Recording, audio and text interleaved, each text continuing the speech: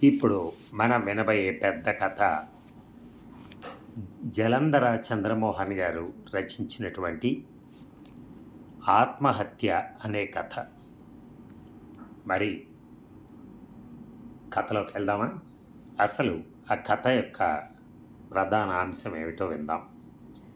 అందాల రాశి కాకున్నా చెప్పుకోదగిన అందగత్తె, ఐశ్వర్యవంతుల కుటుంబంలోని గారాల బిడ్డ, రచయిత్రిగా పేరులోకి వస్తున్న మేధోజీవి, విదేశాల్లో 2 చేతులా సంపాదిస్తున్న కోటీశ్వరుల కుటుంబంలోని యువకుని చేత అందరి ఆమోదంతో తాళి కట్టించుకుంది. పసుపు తడి ఆరని పాదాలతో విదేశాలకు వెళ్లేందుకని భర్త వద్దకు బయలుదేరింది. కానీ రైలు గమ్యం చేరేలోపే ఆమె ఆత్మహత్య చేసుకుని అందరికీ అంతు చిక్కని ప్రశ్నార్థకంగా మిగిలిపోయింది. భర్త క్షణం ఆగకుండా అనుకున్న ప్రకారం విదేశాలకు వెళ్ళిపోగా తల్లిదండ్రులకు మిగిలింది మాత్రం గర్భశోకం. అలాంటి స్థితిలో అందరినీ కలవరపరుస్తూ బయటపడింది ఆమె రాసిన ఒక లేఖ. అసలు ఆ లేఖలో ఏముంది? నిండు జీవితాన్ని చేజేతులా ధ్వంసం చేసుకోవాల్సినటువంటి స్థితి ఆమెకి ఎలా దాపురించింది? అమాయక మేధోజీవుల అలౌకిక అనుభూతులకు, యథార్థ ప్రపంచపు లౌకిక విలువలకు జరిగే సంఘర్షణను వేదనాపరంగా చిత్రించినటువంటి ఆత్మహత్య అనే కథను మనం ఇప్పుడు విందాం. మరి కథలోకి వెళ్దామా? నాకు కళాకారులంటే పెద్ద అభిప్రాయం ఏం లేదు.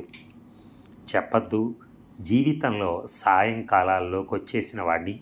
పెద్ద లంపటం లేకుండా వడ్డీ డబ్బు ఓ 2,000 రూపాయలు వచ్చేటట్టు ఏర్పరచుకుని రికామీగా జీవిస్తున్నాను. మొదటి నుంచి నేను ప్లాన్తో బతకడానికి అలవాటు పడ్డవాడిని. ఏ పనైనా సరిగ్గా ఆయా సమయాల్లోనే చేయటానికి, బాధ్యతాయుతంగా ప్రవర్తించడానికి అలవాటైపోయిన వాడిని. ఈ విషయంలో నన్ను చూస్తే నాకే గర్వం.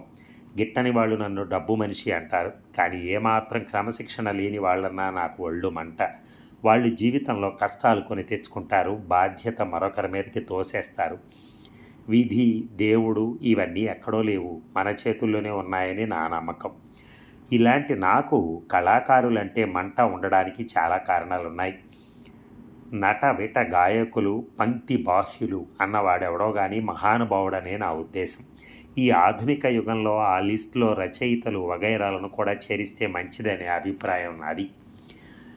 నేను ప్రతి విషయం నిష్పక్షపాతంగానే ఆలోచిస్తాను. ఈ నా కచ్చకు కారణం నా జీవితపు అనుభవాలే. మా తండ్రి ఆస్తినంతా నాటకాలకి, తద్వారా రాగిణులకి తగలేశాడు. మా ఇంట్లో కిరసనాయిలు లేనప్పుడు కూడా నాటకాలకు పెట్రోమాక్సిలేట్లు కొనే మనిషి ఆయన. అందుకే జమీందారీగా పరిగణింపబడే మా కుటుంబం మండువా ఇల్లు, బోలెడన్న అప్పులు, పనికిరాని హోదాలతో మిగిలిపోయింది. నాన్న పోతూ అప్పచెప్పిన మిగిలిన చెల్లెళ్ల బాధ్యతలు, ఉమ్మడి అప్పులతో నాకు ఈ ప్రపంచంలోని కళన్నా, ఆ బాపత మనుషులన్నా మంట రగలటంలో ఆశ్చర్యమేముంది? ఆ తర్వాత నా జీవితంలో తటస్థించిన మనుషులైన మా బావమరుదులు, తదితర చుట్టాలు కూడా ఈ దిక్కుమాలిన ఆర్ద్రతలు, స్పందనలతో తడిసి ముప్పందుమై అందరినీ ఇబ్బంది పెట్టిన వాళ్లే. కానీ నా అభిప్రాయాలు నేనేనాడు బయటికి చెప్పను. లౌక్యంగా బతక్క అనవసరపు బాధలు తెచ్చుకోవటం నాకు ఇష్టం లేదు. ఎవరైనా పిలిస్తే సభలు అలంకరించటం, పైసా ఖర్చు లేకుండా వాళ్ళను పొగిడి మనం ఒక దుశ్శాలువా కప్పించుకుని బయటపడటం, ఇందులో నష్టమేం లేదు. అందువల్లే అంతర్గతమైన నా కళా విరోధం బయటపడలేదు ఎప్పుడు. చాలామంది ఈ విషయం నమ్మకపోవచ్చు కూడా. ఎందుకంటే నేను ఆశీర్వచనాలు, అభిప్రాయాలు రాసిచ్చిన పుస్తకాల్లో ఒక్క పేజీ కూడా నేను చదవలేదని వాళ్ళకి తెలియదు. కాబట్టి వారి అమూల్య అభిప్రాయం ఇలా సెలవిచ్చారు అని నా మాటల్ని చాలామంది అవసరార్థం వాడుకుంటూ ఉంటారు. అందులో తప్పేమిటట? కేవలం అనా పైసల జమా ఖర్చులు తప్ప తెలియని నా స్నేహితుడు ఒకడు ఇన్కమ్ ట్యాక్స్ ఎగ్గొట్టాలని సినిమా తీసి ఆ డైరెక్టర్ పుణ్యవాని గొప్ప సినిమాగా ప్రశంసించబడినదే తీశాడు. అతనికి గవర్నమెంట్ ఉత్తమ అభిరుచి గల నిర్మాతగా పథకం ఇచ్చి సత్కరించింది. మరి ఇటువంటి పరిస్థితుల్లో నా అభిప్రాయం మాత్రం అమూల్యం ఎందుకు కాదు? ఈ నానాజాతి కళా సమున్నతుల్లో అత్యంత ప్రమాదకరమైన వాళ్ళు ప్రస్తుతం రచయితలేనని నా అనుమానం. వీళ్ళు ఎట్టుపోతున్నారో, ఏమైపోతున్నారో అని నాకు బాధ. కేవలం ఒక 4 దస్తాల కాగితాలు, ఒక ₹1 స్థిరా ఖర్చుతో దేశాన్ని, మనుషుల్ని చెడగొట్టే అధికారం వీళ్ళకి ఎవరిచ్చారట? అంటే వీళ్ళ రచనలు చదివే దేశం తల్లకిందులైపోతుందనే చవటను కాను నేను. కానీ చెప్పద్దు, అప్పుడప్పుడు చాలామంది జీవితాలు ప్రభావితం అవటానికి, అనేక కొత్త కష్టాలు కొని తెచ్చుకోవటానికి ఫలానా రచయితల రచనలు కారణమని విన్నప్పుడు మాత్రం అయ్యో పాపం అనిపిస్తుంది. ఇలాంటి నాకు పేరెన్నిక గన్న రచయిత్రి ఉమా మేనకోడలవటం విచిత్రమే. ఒక 4 నవలలు, ఒక 10 కథలు, కాసిన్ని గేయాలు రాసి మొత్తానికి అదొక రచయిత్రిగా సాహిత్యాన్ని ఫీడ్ చేసింది. ఇక్కడ ఉమా ప్రసక్తి ఎందుకంటే, హాయిగా జరిగిపోతున్న రైలు ప్రయాణం లాంటి నా జీవితంలో ఉన్నట్టుండి ఒక సుప్రభాతాన ఒక తలనొప్పి సమస్య వచ్చింది. అది సృష్టించింది మా ఉమే. ఇక ఏం జరిగిందో విందాం.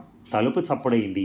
పాల ప్యాకెట్ అబ్బాయేమోనని తీశాను. ఎదురుగా నా చెల్లెలు వసుంధర, ఆమె భర్త కేశవరావు. అన్నయ్య, ఉమ చచ్చిపోయింది. బావురు మంది చెల్లెలు. అదేమిటి, ఎలా? లోపలికి రండి. నాకు కంగారు అనిపించింది. 2 రోజుల క్రితం సలక్షణంగా బాంబే మేలెక్కి అత్తగారింటికి బయలుదేరిన పిల్ల చచ్చిపోవటం ఏమిటి? ఎలా, ఎప్పుడు, ఎక్కడ? మా బావని చూస్తూ అడిగాను ఆ ప్రశ్న. రైల్లో అన్నాడాయన.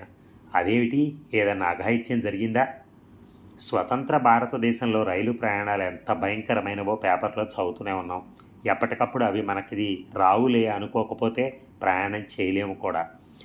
లేదు, నేల చూపులు చూస్తూ చెప్పింది చెల్లెలు వసుంధర. ఒక్కసారిగా పరీక్షగా చూశాను. జుట్టు రేగిపోయింది, బొట్టు చెరిగిపోయింది, నలిగిన చీర, చేతి నిండా ఎర్ర గాజులతో కలిపిన బంగారు గాజులు, రవ్వల దిద్దులు మామూలే. అయినా నా చెల్లెల్ని ఇలా చూడలేదు ఎప్పుడు. చిన్నప్పటి నుంచి వాడని పువ్వులా ఉండేది. మా బావ ఇన్కమ్ ట్యాక్స్ ఆఫీసర్ అయి 2 చేతులా సంపాదించుకోవడంతో పెళ్ళైనా దాని అలవాట్లు, హోదాలు తగ్గించుకోవాల్సిన అవసరం ఏనాడూ రాలేదు. తన స్నేహితురాలని, పరిచయాలని కూడా సమాన స్థాయిలోనే ఉంచుకునే మనిషి. చిన్నప్పుడు అందరినీ పేరంటానికి పిలిచొచ్చి ఆ పూజారి వాళ్ళ అమ్మాయిని పిలవలేదులే, చిరుగుల పరికిణి కట్టుకుని ఏం వస్తుంది లేదు అనేది. అటువంటి మనిషి ముఖమంతా కందగడ్డలా వాచి దుఃఖంతో గొంతు పూడుకుపోయి చూడలేకపోయాను. ఏమైంది బావా, ఆయననే అడిగాను. స్థూలకాయం, బట్టతల, చేతికి వెంకటేశ్వర స్వామి ఉన్న ఉంగరం, చాలా కాస్ట్లీ రిస్ట్ వాచి. మా బావని చూస్తే ఎవరు గవర్నమెంట్ ఆఫీసర్ అనుకోరు, ఏదో పెద్ద బిజినెస్ మ్యాగ్నెట్ అనే అనుకుంటారు. స్లీపింగ్ పిల్స్ మింగేసింది. ఎప్పుడు? బహుశా మేమంతా రైలు ఎక్కించి తిరిగి వచ్చాక. వెంట ఎవరు వెళ్ళారు? ఎవరు వెళ్ళలేదు బావా, అదే మేము చేసిన పొరపాటు. అదేమిటి? అదే పొరపాటు అంటున్నాగా. అసలు ఇక్కడి నుంచి బాంబేకి ఫ్లైట్లోనే రమ్మన్నాడు అతను. అక్కడి నుంచి తీసుకెళ్తా అన్నాడు. అదేమిటి, అరేబియా నుంచి వచ్చిన వాడు బాంబే నుంచి ఇక్కడికి ఒక పూట వచ్చి పెళ్లి కూతుర్ని తీసుకెళ్ళలేడా అడిగాను నేను. అతనికి ఫార్మాలిటీస్ అన్నీ లేవట. అదొక తత్వం, వెదవగోల, విసుక్కుంటూ వెక్కుతూ అంది వసుంధర. అయితే అక్కడ 2 చేతులు ఆర్జిస్తున్న ఈ అబ్బాయిని వలలో వేసి చిక్కించుకుని అల్లుడిని చేసుకోవటానికి వీళ్ళిద్దరూ ఎంత అవస్థపడ్డారో నాకు తెలుసు. అతను నిశ్చితార్థానికి పెట్టినటువంటి డైమండ్ నెక్లెస్ గురించి ఆ తర్వాత 10 రోజులు మా వసుంధర నోట్లోంచి ఎన్నిసార్లు విన్నామో మాకే గుర్తులేదు. కానీ అది తప్పు కాదు. ఆడపిల్లల్ని కన్నా ప్రతి తండ్రి తన కూతురు అత్తవారింట్లో వీలైనంత దర్జాగా బతకాలని కోరుకోవటంలో తప్పు లేదు. పైగా వీళ్ళకున్నది 2 ఆడపిల్లలు. ఉమ పెళ్లికి 5 స్టార్ హోటళ్లలో పెళ్లి కొడుకు స్నేహితులకు బుక్ చేసిన రూముల ఖర్చు 15,000 దాటిందట.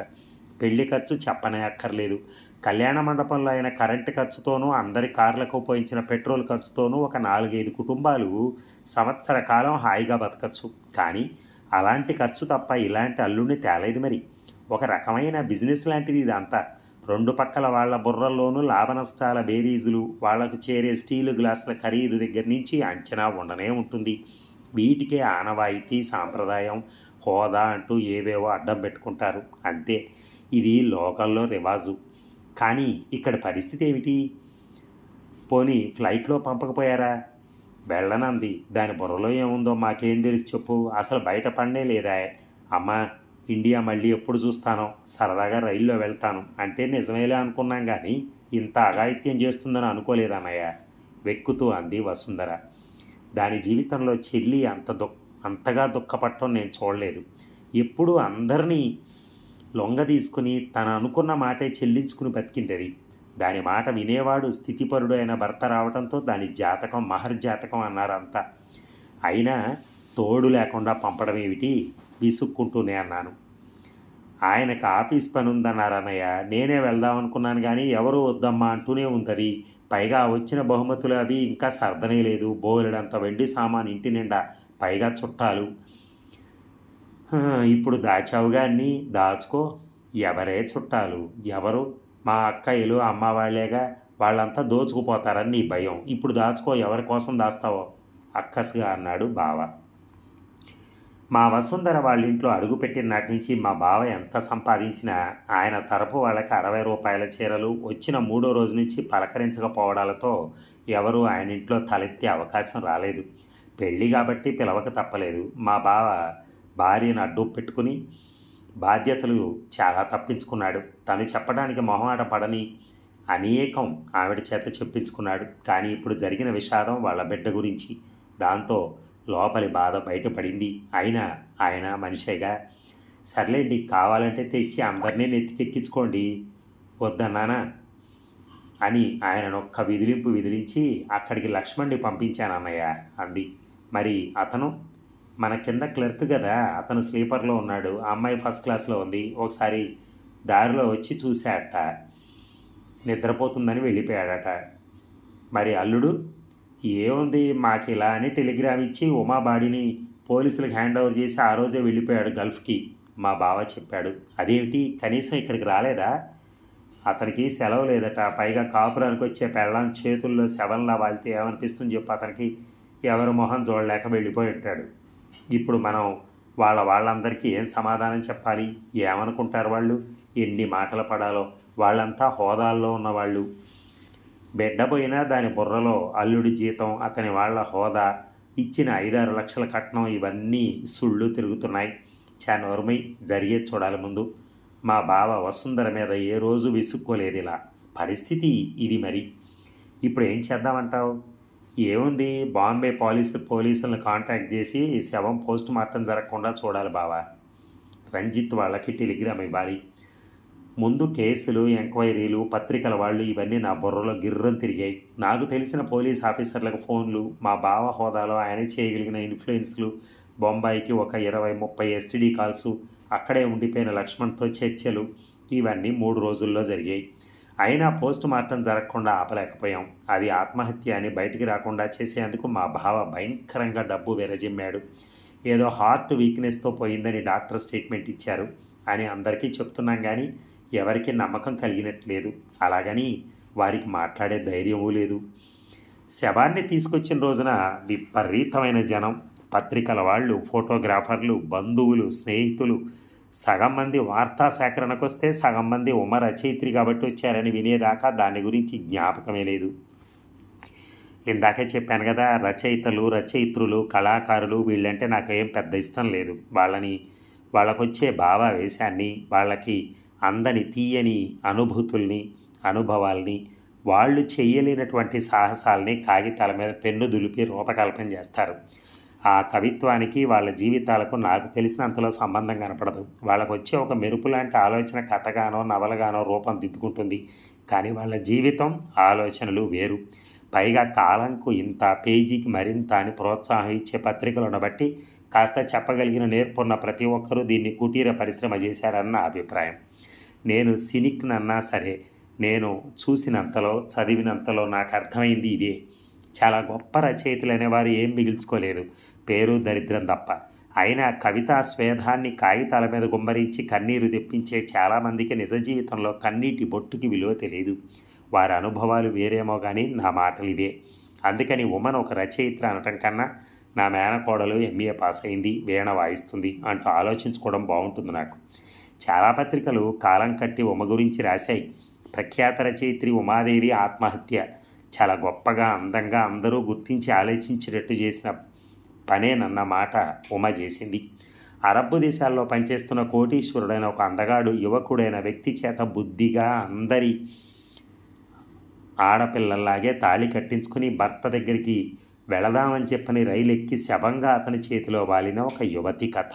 కానీ అప్పుడు ఆమె శవంలా లేదు. చాలా అందంగా అలంకరించుకుని తల నిండా పూలతో, ఎర్ర కళ్ళ రంగు చీరతో, కళ్ళ నిండా కాటుకతో, ఆమె భాషలో చెప్పాలంటే నేలరాలిన పారిజాతంలా ఉంది ఉమ.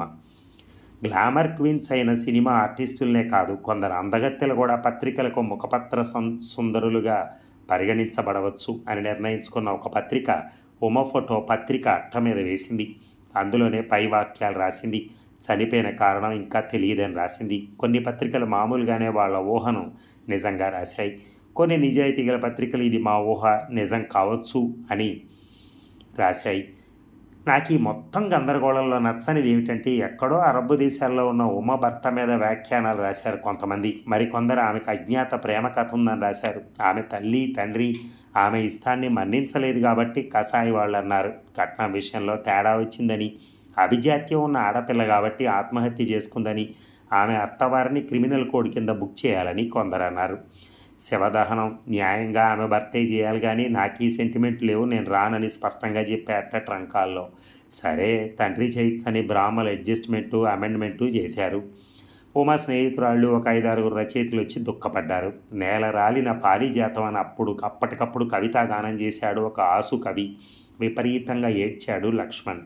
అర్థం కాని మంత్రాలు, అర్థం చెప్పని ఆచారాలతో 12 రోజుల దాకా క్రతువు సాగుతోంది. ఇంటికి పెళ్లికి వేసిన రంగులు, పెట్టిన ముగ్గులు ఇంకా మాయలేదు. వదినా అప్పుడే ఈ తంతు అని వెక్కి వెక్కి ఏడుస్తోంది వసుంధర వియ్యపురాల్ని కౌగిలించుకొని. అవతలి వాళ్ళ మనసులో ఏమున్నాయో కానీ ఒక్కరూ బయటపడటం లేదు. చక్కగా అంత చదువుకున్నా కాలికి పారాణి పెట్టించుకుంది, వడ్డాణం వంకి పెట్టాం, చక్కటి పిల్ల, ఏం పాపం. మోస వాయనాలిస్తూ ఏడుస్తున్నారు వాళ్ళ ఆడపడుచులు, అత్తగారు. ఈ గందరగోళాల మధ్య అప్పుడప్పుడు ఉన్నట్టుండి ఏ పత్రికా విలేకరులు దిగి ఆమె తల్లిని తండ్రిని అత్తమామల్ని ఇంటర్వ్యూ చేస్తూనే ఉన్నారు.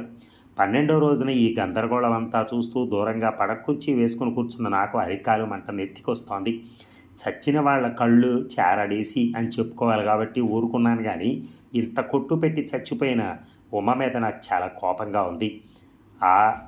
ఆదరగన్నం పిల్ల అని తిట్టుకున్నాను కాసేపు, కానీ వద్దనుకుంటున్న మనసులో ఎక్కడో కలుక్కుమంటూనే ఉంది ఆ పిల్ల గుర్తుకు రాగానే. కారణం, ఉమని నా చేతుల్లో ఎత్తుకుని పెంచాను. జనముద్దు పిల్ల అది. పత్రిక మీద దాని బొమ్మ కనపడింది. ఉమ అందగత్తెల కిందే లెక్క. సైడ్ ఫోజు బొమ్మ వేశారు. మెళ్ళో బంగారు గుళ్ళదండ, కాటుక కళ్ళు, తల నిండా పువ్వులు, పట్టుదల, పంతం సూచించే గడ్డం. చక్కటి పిల్ల. ఆ బొమ్మలో కనపడనిది ఉమకు మరింత అందం తెచ్చింది బారాటి జుట్టు. ఒక ఛాయ ఎక్కువైన పిల్లే. ఎందుకు ఇలా వడ్డించిన విస్తర లాంటి జీవితం పాడు చేసుకుంది? 13వ రోజు దీపాలు చూడకుండానే తట్టాబుట్టా సర్దుకుని వెళ్ళిపోతున్న వాళ్ళల్లో ఒక ఆవిడ నా వెంట పడింది. ఇదిగో బావగారు, జరిగిందేదో జరిగిపోయింది. ఇప్పటికైనా తెలివి తెచ్చుకుని మీ చెల్లెలు 2వ కూతురునైనా మా అబ్బాయికి ఇస్తుందేమో కనుక్కోండి. మా అబ్బాయి ఫారెన్ రిటర్న్ డాక్టర్, వాళ్ళకేం తీసిపోడు. ఎక్కడో అరబ్బు దేశాలు, అమెరికాలు అని ఎచ్చులు పోయారు. ఈ పరిస్థితుల్లో వాళ్ళతో మాట కదిలేయటం అంతగా బాగుండదు అని వెళ్ళిపోయింది. అవాక్కైపోయాను కాసేపు. నిజమే, ఇంత ఆస్తికి ప్రస్తుతం రమ వారసురాలు. చావులు పుట్టుకలు మనుషుల లౌక్యాలు ఆపలేవు. దేని దారి దాందే. అప్పుడే పరీక్షగా చూశాను రమ ఎక్కడుందా అని. బెల్ బాటం ప్యాంటుతో మెట్ల మీద క్రోటన్స్ పక్కన కూర్చుని నెయిల్ పాలిష్ కాబోలు చేసుకుంటోంది రమ. రమ పిలిచాను. ఏమిటి మావయ్య? చెంగున వచ్చి లాన్లో కుర్చీ లాక్కుంటూ అంది. పరీక్షగా చూశాను. మొదటి 2 రోజులు ఏం ఏడిచిందో కానీ ఆ తర్వాత చాలా మామూలుగానే ఉంది. ఉమ ఎందుకు చచ్చిపోయిందంటావు? మావయ్య అదొక ఫూల్ అంతే. తనకి పెళ్ళి ఇష్టం లేకపోయినా ఇంకేదన్నా ఫీల్ అయినా దర్జాగా చెప్పుండొచ్చు. ఈ న్యూసెన్స్ ఏమిటి? నాకు ఇదేం నచ్చలేదు. గట్టిగా విసురుగా అనేసింది. కంగు తిన్నాను నేను. ఏమిటో మావయ్య, అక్క ఇలా చేస్తుందని అనుకోలేదు అని అది కళ్ళంబడి నీళ్లు పెట్టుకుంటే సముదాయించే మూడ్లో ఉన్నాను. మరి నిజమేననుకో, నా ఆలోచన అదే, కానీ కారణం ఉండాలి కదా. గడ్డం కింద చేయి పెట్టుకుని సూటిగా చూస్తూ అడిగాను. నాకు ఊహాగానాలు చేసే అలవాటు లేదు. కీచుగా అంది చేతులు నిస్సహాయంగా పైకెత్తి. అడిగానని కాదు, ఏదైనా లవ్ అఫైర్ ఏమన్నా? ఎవరికి? ఉమక గట్టిగా నవ్వింది. ఏమిటి రమ? ఆడపిల్లకి ఆ నవ్వు ఎక్కడి నుంచో వింటోంది కాబోలు అరిచింది అంతకన్నా గట్టిగా వసుంధర. ఏమిటా అరుపు? ఏమిటా గట్టిగా మాట్లాడటం అని అంతకన్నా గట్టిగా అరిచి చెప్తారు తల్లులు. ఆచరించలేనివి చెప్పటంలో అంత నమ్మకం వాళ్ళకి. పైకి ఉమ రూముకు పోదాంరా అని లేచాను. వస్తానుండు మావయ్య అని క్యూటెక్స్ సీసా మూత జాగ్రత్తగా మూసి పట్టున చెంగున మెట్లెక్కింది పట్టుకుని రమ. మా బావమరిది చాలా పెద్ద ఇల్లు అధునాతనంగా కట్టించాడు. చాలా చక్కటి ఫర్నిచర్ కొన్నాడు. పెయింటర్ పేరు తెలియకపోయినా గొప్ప పెయింటింగ్స్ అని విన్నవి కొని అక్కడక్కడ గోడలకి పెట్టించారు. చలువరాయి మేడ, పాలరాళ్ల బాత్రూమ్లు, చాలా ఖరీదైన పూల కుండీలు అన్నీ ఉన్నాయి. కానీ అలంకరణలో ఎక్కడో అస్తవ్యస్తత ఉందనిపించింది. నేనేమీ ఇంటీరియర్ డెకరేటర్ని కాను చెప్పటానికి. చెప్పలేనంత మాత్రం చేత ఫీల్ అవ్వకపోగా ఉమా గది మూసుంది. తెరిచి లోపలికి అడుగుపెట్టాను. తూర్పు వైపు కిటికీలోంచి ఎండ లోపలికి పడుతోంది. చల్లగా ఎయిర్ కండిషన్ గదిలా ఉంది. తెల్లటి దుప్పట్లు, గలీబులు, ఒక సైడు పుస్తకాలు, చాలా ఆర్టిస్టిక్గా ఉంది. గోడకి ఒక క్యాలెండరు, దాని మీద పొన్న చెట్టు కింద కృష్ణుడు, అతని చేతుల్లో మురళి. దాని వంకే చూస్తూ ఆలోచిస్తున్నట్టున్నాడు అతను. అతని చేతుల్లో మురళి, దాని వంకే చూస్తూ ఆలోచిస్తున్నాడు అతను.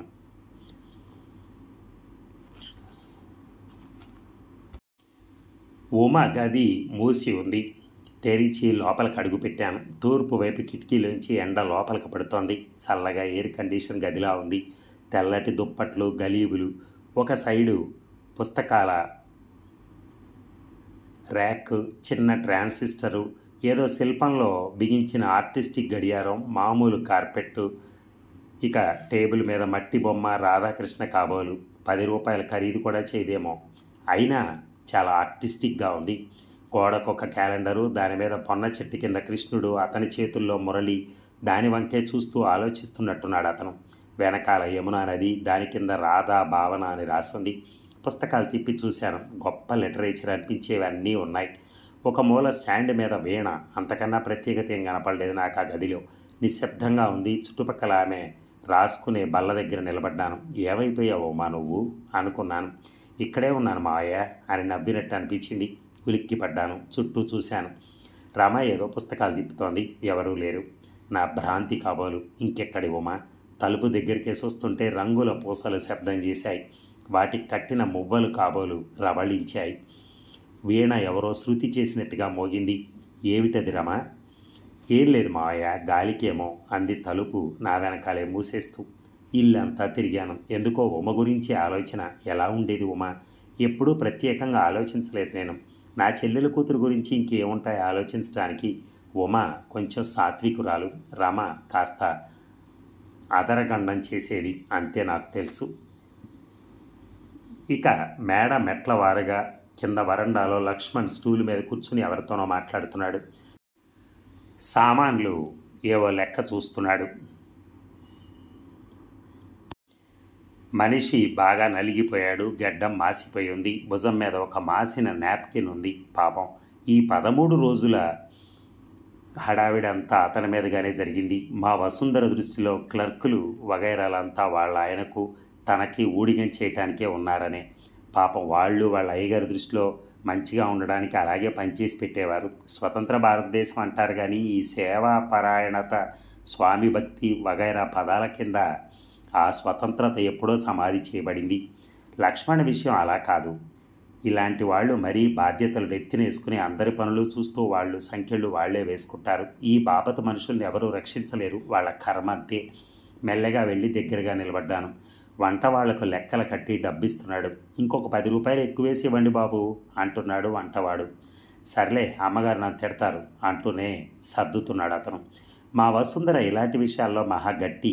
అవసరమున్న వాళ్లకు ఆభరణాలన్నా ఇస్తుంది, కానీ అక్కర్లేదనుకున్నప్పుడు 5 పైసలు కూడా లెక్క కడుతుంది. బహుశా ఈ 10 రూపాయలు లక్ష్మణ్ జేబులోంచి పడినా ఆశ్చర్యపడనక్కర్లా. లక్ష్మణ్, నా బట్టలు ఐరన్కి ఇచ్చాను, తెచ్చిపెట్టు కొద్దిగా. రేపటి నుంచి కాలేజీ పైకెక్కుతూ అరిచి చెప్పి వెళ్ళిపోయింది రమ. సరేనండి, లెక్కలు చూస్తూనే అన్నాడు అతను. అతని వంక జాలిగా చూశాను. ఏ 500-600 జీతంతోనో తన కుటుంబం కష్టాల్లో ఉన్నప్పుడు ఆదరించి ఉద్యోగం వేయించారన్న కృతజ్ఞత ఇతని చేత ఎన్ని పనులు చేస్తోంది. ఇతడు ఒక్కడు ఎంత బాధ్యతతో పని. చటక్కన గుర్తుకొచ్చింది ఉమ ఆఖరి ప్రయాణంలో దగ్గరున్నది ఇతనేనని. లక్ష్మణ్ పిలిచాను. వస్తున్నాను సార్. జమా ఖర్చు పుస్తకాలు సర్దేసి పని వాళ్ళకు ఆదేశాలు ఇచ్చి నా వెనకాలే వచ్చాడు మెల్లగా. ఇంటి వెనకాల తోటలో సిమెంట్ బెంచ్ మీద కూర్చున్నాం ఇద్దరం. అరచేయి చూసుకుంటూ ఆలోచిస్తున్నాడు అతను. ఏమిటి నీ చేతి నిండా పసుపు ఆడపిల్లలాగా? నవ్వుతూ అన్నాను. ఇందాక జాడీలోంచి కింద పడితే వంట వాళ్ళతో పాటు ఎత్తాను సార్. నవ్వుతూ అన్నాడు. వాతావరణం చల్లగా ఉంది. విరజాజి మొగ్గలు జోగుతున్నాయి. చటుక్కన తల నిండా జాజి పూలతో కాటుక కళ్ళతో ఉమ గుర్తుకొచ్చింది.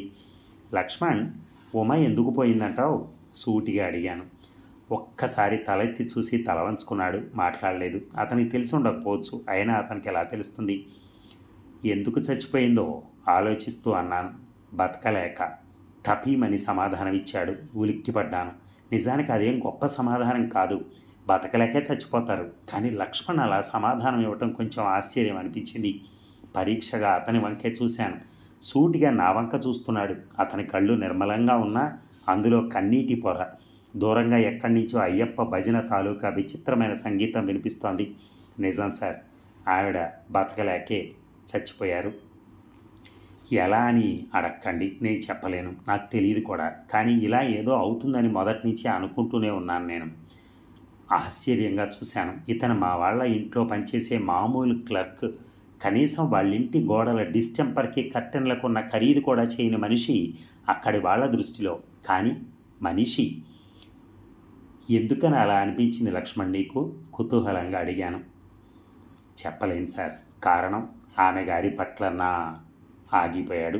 ఒక్కసారి 2 అరచేతుల్లోనూ ముఖం దాచుకుని ఏడ్చేశాడు. ఆశ్చర్యంగా చూస్తూ కూర్చున్నాను. కాసేపు ఏడవనిచ్చాను. ఏడ్చే మగవాడి మీద నాకు పెద్ద గౌరవం ఏం లేదు. కానీ లక్ష్మణ్ ఏడుపులో ఏదో తెలియనిది, చెప్పలేనిది అయిన బరువు ఉంది. దుఃఖానికి వైబ్రేషన్ ఉందేమో. నా కళ్ళల్లోనూ నీరు తిరిగింది. మెల్లగా అతని భుజం మీద చేయి వేశాను. ఏడవకు లక్ష్మణ్. పోయిన పిల్ల తిరిగి రాదు. కానీ పిచ్చి పిల్ల అనవసరంగా చచ్చిపోయింది. అంత ఆవేశం ఏమిటి? ఏం జరిగితే మాత్రం? చాలామంది కన్నా తను ఎంత సుఖంగా ఉంది ఆలోచించుకోవద్దు అన్నాను లాలనగా. కాదు సార్. తలకాయ అటు ఇటు తిప్పుతూ అన్నాడు. కాదు సార్. ఎలా చెప్పాలి? ఎర్రటి పెదవి కొరుక్కుంటూ ఎటో చూస్తూ అన్నాడు. సార్, ఆ మల్లెతీగకు వేపకాయ కాస్తే ఎలా ఉంటుంది? నాకు కవిత్వం చెప్పడం రాదు సార్. కానీ అంత అసహజంగా ఉండేది ఉమా బతికుండటం. ఆవిడ దేవత సార్. ఈ లోకంలో ఉండకూడదు. లక్ష్మణ్, ఎక్కడి నుంచో వసుంధర గొంతు వినిపించింది. వస్తున్నానండి, వస్తాను సార్ అని చటుక్కన లేచి పరిగెత్తాడు. అతడు వెళ్ళిన వంకే చూస్తూ కూర్చుండిపోయాను. ఏం పిల్లాడితను? ఇతనికి ఉమా అంటే ఎంత గౌరవం! యజమాని కూతురు మీద ఇంత గౌరవం, ప్రేమ. చటుక్కన ఆగిపోయాను. ఇతనికి ఉమా అంటే ఉన్న ఆరాధన. ఆశ్చర్యం లేదు. చాలా చోట్ల యజమానుల కూతుళ్ల మీద తెలియని మమకారాలు పెంచుకొని చెప్పుకోలేక ఆగిపోయిన వారు సృష్టిలో చాలామంది ఉన్నారు. అవి శృతి మించి రాగాన పడి అల్లరిపడ్డవాళ్ళు ఉన్నారు. లక్ష్మణ్ తన స్థాయి తనకు తెలిసినవాడు. లాన్లో నడుస్తూ వస్తుంటే కాలికి కుక్క పిల్ల తగిలింది. దాని కళ్ళల్లో తెలియని మమకారం. ఉమ చచ్చిపోయిన నాటి నుంచి అది పాలు సరిగ్గా తాగటం లేదట. బలవంతంగా పడుతున్నారు చచ్చిపోతుందేమోనని. మా ఉమకి ఏమైంది అని నన్ను ప్రశ్నిస్తున్నట్టుగా చూస్తోంది. మెల్లగా దాన్ని ఎత్తుకుని ఆలోచిస్తూ అడుగులు వేస్తున్నాను. చేతిలో కుక్క పిల్ల. లక్ష్మణ్ గురించిన ఊహ. కొంపదీసి అటుదిటు కాలేదు కదా? ఒకవేళ ఉమ లక్ష్మణ్ మీద ఆశలు ఏమైనా పెంచుకుని? చచ్చ, అది వసుంధర కూతురైతే మాత్రం అలా చేయదు. ఏమో, చెప్పలేని ప్రేమలు, అనుకోకూడని పరితాపాలు ఇవన్నీ మామూలే. అందులో ఈ రచించే జబ్బున్న పిల్లాయే. ఇక మెల్లగా వసుంధరకి చెప్పి ఇంటికి వెళ్దామని ఆవిడ గదిలోకి వెళ్ళాను. ఉమా పెళ్లి చీరలు చాలా ఖరీదు చేసేవిలా ఉన్నాయి. తీసి జాగ్రత్త పెడుతోంది. రా అన్నయ్య, చూసావా ఈ చీరలు? ఒక్కొక్కటి 5,000. ఇవి చూడు, 2-3,000. ఒక్కసారి కూడా కట్టుకోలేదన్నయ్య. ఏమొచ్చి ఇలా అన్యాయం చేసిపోయింది చెప్పు? మా కర్మ. 4 నోళ్లలో నాణాలని నా మొహాన్ని రాసిపెట్టుంది. మా అత్తగారు వాళ్ళు ఏమంటున్నారో తెలుసా? దాన్ని నేను డబ్బు మైకంలో అమ్ముకోవటానికి కూడా సిద్ధపడ్డానట. అందుకే ఈ కడుపు శోకం అట. అసలే పిల్లపోయి నేనేడుస్తూ ఉంటే వెక్కులు పెడుతూ మంచం మీద కూలబడిపోయింది. నాకు జాలేసింది. దగ్గరికి వెళ్ళి తల నిమురుతూ ఏడవకమ్మా అన్నాను. ఎవరి జీవితంలోనన్నా ఇలాంటి సంఘటనే జరిగితే మా వసుంధర ఏ మాట అంటుందో నాకు తెలుసు. తన అత్తారు తరపు వారిని అది పెట్టిన రట్టుకి వాళ్ళు బదులు తీర్చుకుంటున్నారు. సమయం వచ్చిందని. ఇవన్నీ లౌకిక ప్రపంచంలో మామూలే. నేను ఇక ఇంటికి వెళ్తానమ్మా అన్నాను. అదేమిటన్నయ్య, అప్పుడే నీకు ఇది పరాయి ఇల్లు అయిపోయిందా? 4 రోజులుండి వెళ్ళు. దాని అత్తారు తరపు వాళ్ళతో ఈయన గట్టిగా మాట్లాడలేరు. మనం పెట్టిన నగలు, ఇచ్చిన కట్నం, వీటి సంగతి మాట్లాడేసుకుంటే బాగుంటుంది. ఆ తర్వాత తెగవు వ్యవహారాలు. నేను మాట్లాడితే ఈ పరిస్థితిలో నానా మాటలు అంటారు. 4 తరపున పెద్దవాడివి, నువ్వే తేల్చి వెళ్ళు నేను వింటూ నిలబడిపోయాను. వసుంధర, ఈ ఆస్తి ఇలా పెరగటానికి నీ బుర్రెంత కారణమో ఈ జన్మకు మా బావ గ్రహించలేడు అనుకుంటూ సరే అన్నాను. వ్యవహారాలు ముగ్గులోకి వచ్చేటప్పటికీ గరుడ పురాణాలు, పాపపుణ్యాలు, ప్రేమాప్యాయతలు కలికంలోకి లేకుండా పోయాయి. రంజిత్ తనకు అత్తవారిచ్చిన కట్నం చెల్లెళ్ళిద్దరికీ పంచే ఏర్పాటు చేశాట. వాళ్ళ కుటుంబ రాజకీయాలు వాళ్ళవి. ఎవరికీ ఏవీ వదులుకోవటం ఇష్టం లేదు. అరుపులు, గోలలు, తిట్లు, ఒక లెవెల్లో శాపనార్థాలు. ఎట్లా అన్నా తగలబడమను, నా పిల్ల నాకు తిరిగి వస్తుందా అన్నాడు బావమరిది విసుగొచ్చి. వాళ్ళకేం తక్కువండి, నెల తిరగకుండానే మరో పిల్లని చేసుకుంటారు, మళ్ళీ ఇంత డబ్బు వస్తుంది. పిల్ల డబ్బు రెండూ మనకెందుకు పోవాలి? కాస్తా కోస్తానా 4 లక్షలు, ఆ పైవి పోనే పోయాయి ఏడుస్తూనే అంది వసుంధర. 4 లక్షలు అన్నమాట సామాన్యం కాదు. మళ్ళీ మా బావ రంగంలోకి వచ్చాడు. నానా గందరగోళాల తర్వాత రాజీకొచ్చి 3 లక్షలు తిరిగి ఇచ్చేటట్టు, నగలు, వెండి సామాను ఇచ్చేసేటట్టు ఏదో మతలబుకొచ్చారు. ఏమిటి న్యూసెన్స్? ఉమ లేనప్పుడు దాని డబ్బు తీసుకునే రైటు వాళ్ళకేముందట? బార్బరస్ పీపుల్ అని అరిచింది రమ. గోడ కానుకొని ఈ అరిచే వాళ్లకు మధ్య మధ్య కాఫీ, టీలు సప్లై చేస్తూ జరుగుతున్నదంతా నిర్లిప్తంగా చూస్తున్న లక్ష్మణ్ని గమనిస్తూనే ఉన్నాను. నాకెందుకో అతని గురించిన అనుమానం పోవటం లేదు. ఏమిటి లక్ష్మణ్, అవతల వాళ్ళు ఇలా మాట్లాడుతున్నారు అని పరీక్షగా అడిగాను. మీకు తెలియదేముంది సార్, వీళ్ళందరికీ బస్సులు, కార్లు, ప్లేన్ టిక్కెట్లు బుక్ చేసి, గెస్ట్ హౌస్లు బుక్ చేసి అన్ని రకాల మర్యాదలు చేసినప్పుడు కూడా టైం వస్తే వీళ్ళు ఇలా మాట్లాడతారని మన అమ్మగారికి, సార్కి తెలియదంటారా? అందరికీ అన్నీ తెలుసు, ఇది అంతే అని నిర్లిప్తంగా వెళ్ళిపోయాడు. ఏం మాట్లాడలేకపోయాను నేను. హడావిడి సర్దుకోగానే ఇల్లంతా పొగమంచు వాలినట్టుంది. రంజిత్ తరపు వాళ్ళు వీడుకోలు తీసుకుని వీలైతే మీరంతా మా ఊరు రండని మర్యాద కన్నాడు. పిల్ల లేకపోయినా మీరు వస్తూ పోతూ ఉండాలని వీరన్నారు.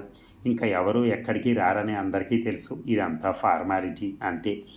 ఆ రాత్రి నాకు నిద్ర పట్టడం లేదు. మెల్లగా లేచి లాన్లో పచారీలు చేద్దామని చెప్పని వెళ్ళాను. అక్కడ ప్లాస్టిక్ వైరు మంచం మీద దిండు కూడా లేకుండా పడుకున్నాడు లక్ష్మణ్. ఇంట్లో అందరికీ పరుపులు, దుప్పట్లు సప్లై చేసిన అతను ఎలా పడుకున్నాడా అని కూడా ఆలోచించదు వసుంధర. అంత వెతుక్కోడా ఏమన్నా అనుకుంటుంది. పెళ్ళకిలా పడుకుని ఆకాశంలోకి చూస్తున్నాడు అతను. లక్ష్మణ్, ఏమిటి ఆలోచిస్తున్నావు? మెల్లగా మంచం మీద కూర్చుంటూ అన్నాను. సార్, మీరు ఈ పాటి వేళ ఇక్కడ గబాలను లేస్తూ అన్నాడు. నిద్ర పట్టలేదు, వస్తుంటే నువ్వు కనపడ్డావు, పర్వాలేదు పడుకో అన్నాను నేను. సాధారణంగా నేను ఇలాంటి పరిస్థితుల్లో పడను. నాకు లక్ష్మణ్ మీద ఒక రకమైన సానుభూతి ఉంది. ఏమిటి ఆకాశం వంక చూస్తున్నావు? ఏం లేదు సార్, ఈ చుక్కల్లో ఎక్కడో మన ఉమ్మగారు చొక్కాయి కనపడతారేమో ఒక చుక్కలాగా అని 2 చేతులు వెనక్కి పెట్టుకుని ఆకాశం వంక చూస్తూ అన్నాడు. జాలి వేసింది నాకు. ఈ ఇంట్లో పాత సామాన్తో సమానమైనటువంటి అభాగ్యుడు అర్ధరాత్రి చనిపోయిన ఉమ ఆత్మను చుక్కల్లో వెతుకుతున్నాడు. జీవి ఈ 13వ రోజు తర్వాత భూ ఆవరణలన్నీ దాటి వెళ్ళిపోతుందట సార్. పుణ్యలోకాలకు వెళ్ళగలిగిన వాళ్ళు వెళ్ళి కర్మానుబంధాన్ని పట్టి వెనుతిరిగి జన్మెత్తుతారట. కర్మానుబంధాన్ని తెంచుకున్న వారు విముక్త ఆత్మలు అవుతారట. ఉమగారు బహుశా ఒక నక్షత్రమయ్యే ఆ నక్షత్ర మండలంలో ఎక్కడో ఉండి ఉంటారు సార్. లక్ష్మణ్ కళ్ళల్లో నీళ్లు. నాకెందుకో తెలియని అనుమానం కలుక్కుమంది గుండెల్లో. నిజంగా కాలం కర్మం కలిసొచ్చి ఇద్దరూ ఒకరి ప్రేమలో ఒకరు పడి ఈ ఇబ్బందికరమైన పరిస్థితులకు బలైపోయారా? లక్ష్మణ్, ఉమ ఇలా ఎందుకు చేసిందంటావు? చెప్పాను కదా సార్, బతకలేక. అసలు నాకు తెలుసు ఇప్పుడు అతని చేత మాట్లాడించగలనని. చుట్టూ నిశ్శబ్దత, అతని ఒంటరితనం, ఉమ గురించి భావన ఇవన్నీ అతని చేత మాట్లాడిస్తాయి. టాప్ చేయటంలోనే ఉంది ప్రజ్ఞ. లక్ష్మణ్, ఉమ ఎవరినన్నా ప్రేమించిందంటావా? ప్రేమ తెలియదు సార్, కానీ ఆమె ప్రేమించదగ్గ వ్యక్తి ఈ ప్రపంచంలో ఉన్నాడని నేను అనుకోవటం లేదు సార్. ఇదేమిటి? ఇదే ప్రశ్నకు రమ నవ్వింది. లక్ష్మణ్ని అనుమానిద్దామనుకుంటే ఈ సమాధానం ఏమిటి? ప్రేమికుడైన వాడు ఇలా సమాధానం చెప్పడే. తనను తాను తక్కువ చేసుకునేవాడెవడు ఎదుటి మనిషి తనదే అనుకునే నమ్మకం తెచ్చుకోడు. ఇదేదో భక్తుడు దేవత గురించి చెప్పే మాటలా ఉందే. ఎందుకని లక్ష్మణ్, ఉమ అంత గొప్పదా? నాకే నవ్వొచ్చింది నా ప్రశ్నకి.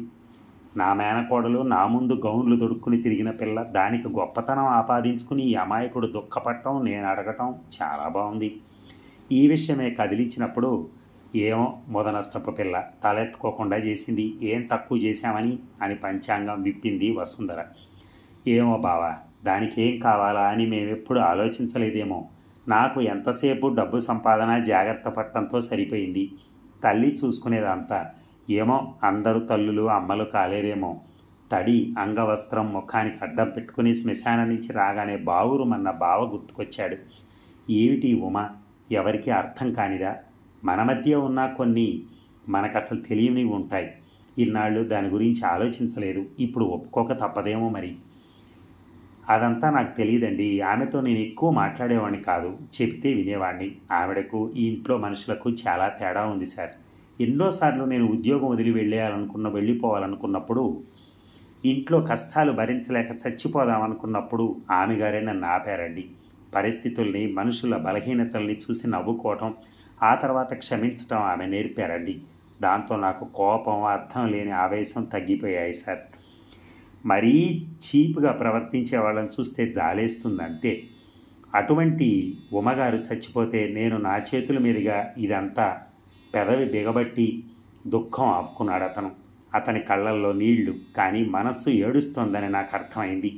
కొన్ని కళ్ళతో చూడలేం, సాక్షిభూతాలుండవు, కానీ అనుభవం అవుతుంది అని వేదాంతులు రాసేది ఇదిగో ఇలాంటిదే అయి ఉంటుంది. నేను ఆలోచిస్తున్నాను, లక్ష్మణ్కి కనపడిన ఉమ నాకెప్పుడూ అలా కనపడలేదే, ఎందుకని? నేను చూశానే కానీ పరిశీలించలేదా? కానీ నాకు వెంటనే ఒక ఆలోచన వచ్చింది. ఇంత చనువున్న మనిషి ఆఖరి క్షణాల్లో లక్ష్మణ్కి ఏం చెప్పి ఉండదా? అదే అడిగాను. లేదు సార్, ఆవిడ ఏం చెప్పలేదు. కనీసం తన బాధ కూడా బయటపడనివ్వలేదు. భలే మభ్య పెట్టారండి అందరినీ. బహుశా మేమందరం బాధపడటం ఇష్టం లేదేమో. అబ్బే, ఇతడితో మాట్లాడి ప్రయోజనం లేదు. విషయం బయటికి రాదు. ఇతనికి ఉమ ఏం చేసినా గొప్పగానే ఉంటుంది. ఆ భర్త ఏమిటి లక్ష్మణ్? శవాన్ని పోలీసులకు అప్పగించి నిన్ను కాపలా పెట్టి వెళ్ళడం ఏమిటి అసలు? కనీసం మానవత్వం ఉండద్దు? ఈ మాటతో లక్ష్మణ్ లోపల మనిషి బయటికి రావాలి. కారణం, అతను అంత గౌరవించే మనిషి శవంగా మారేటప్పటికీ అలా వదిలేసిన వాడిని భరించలేక నిజాలు మాట్లాడతాడు. తప్పులేదు సార్. అతని పరిస్థితిలో, అతని మనస్తత్వంలో అంతకన్నా చేసేది ఏం లేదు. మౌనంగా ఉండిపోయాను. పడుకో లక్ష్మణ్, ఆలస్యం అయింది అంటూ లేచాను. మర్నాడు ఒక్క క్షణం కూడా ఉండబుద్ధి కాల ఆ ఇంట్లో. ఏమిటో గజిబిజిగా ఉంది మనస్సు. ఈ ఇంట్లో మనుషులకి, వాతావరణానికి దూరం అయిపోతే నా భార్య వియోగం నన్ను ఒంటరివాణి చేసిన వంటకుర్రాడు తోటమాలితో బోలెడు ప్రశాంతంగా ఉంటుంది. ఈ గోలలేవి మమ్మల్ని అంటావు, ముఖ్యంగా ఉమను మర్చిపోవచ్చు. కానీ ఇలా అనుకోవటం ఎంత పిచ్చితనమో తర్వాత తెలిసింది నాకు. ఇక మధ్యాహ్నానికి మా ఇంటికి నేను వచ్చేసాను. 3 రోజుల తర్వాత కాబోలు సాయంత్రం టీ తాగుతున్నాను. అప్పటికే ఉమ పోయి 16 రోజులు దాటిపోయినట్టుంది. ఉన్నారా అండి? గేటు దగ్గర చప్పుడు చేస్తున్నారు ఎవరో. వాకిట్లోకి వచ్చాను. రామేశం గారు. రండి రండి అని ఆహ్వానించాను.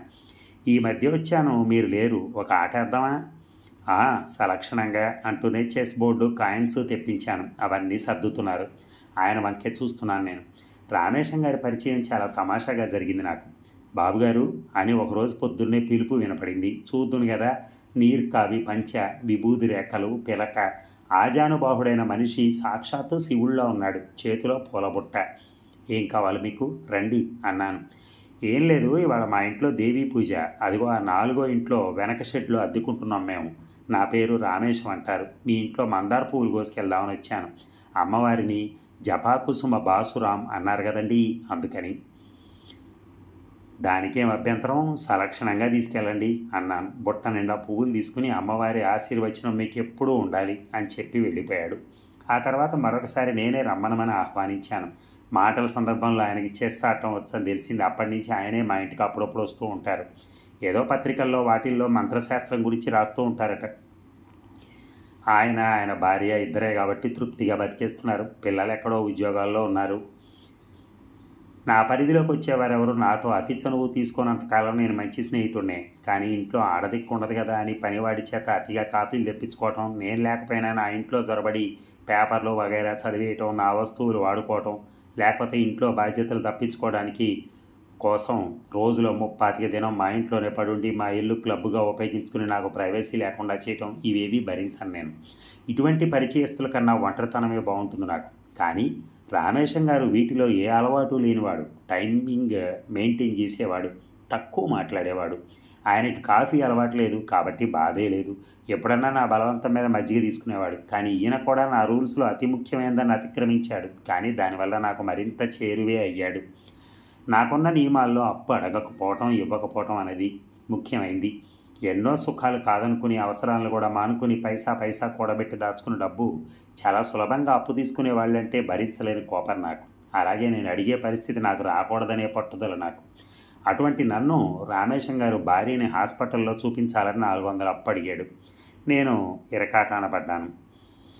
మీరు సందేహించద్దు బాబుగారు, మీ పరిచయాన్ని ఉపయోగించుకుంటున్నాను అనుకోకండి. 26 గంటల్లో మీ డబ్బు పువ్వుల్లో పెట్టి తెచ్చిస్తాను అన్నాడు. ఇది మామూలు మాటే, తప్పనిసరి ఇచ్చాను. ఆయన 4 తిట్టుకుని. మర్నాడు లేదు, 3వ నాడు ఆయన డబ్బు తీసుకుని వచ్చి ఇచ్చాడు. కంగు తిన్నాను. ఆయన కొడుకులు పంపించారా? ఆ విషయమే అడిగాను. లేదు బాబుగారు, రుణం అంటే భయం నాకు. పునర్జన్మల మీద నమ్మకం ఉన్నవాణ్ణి. ఈ రుణం నాకు జన్మబంధం నుంచి విముక్తినివ్వదు. తీసుకోండి అన్నారు.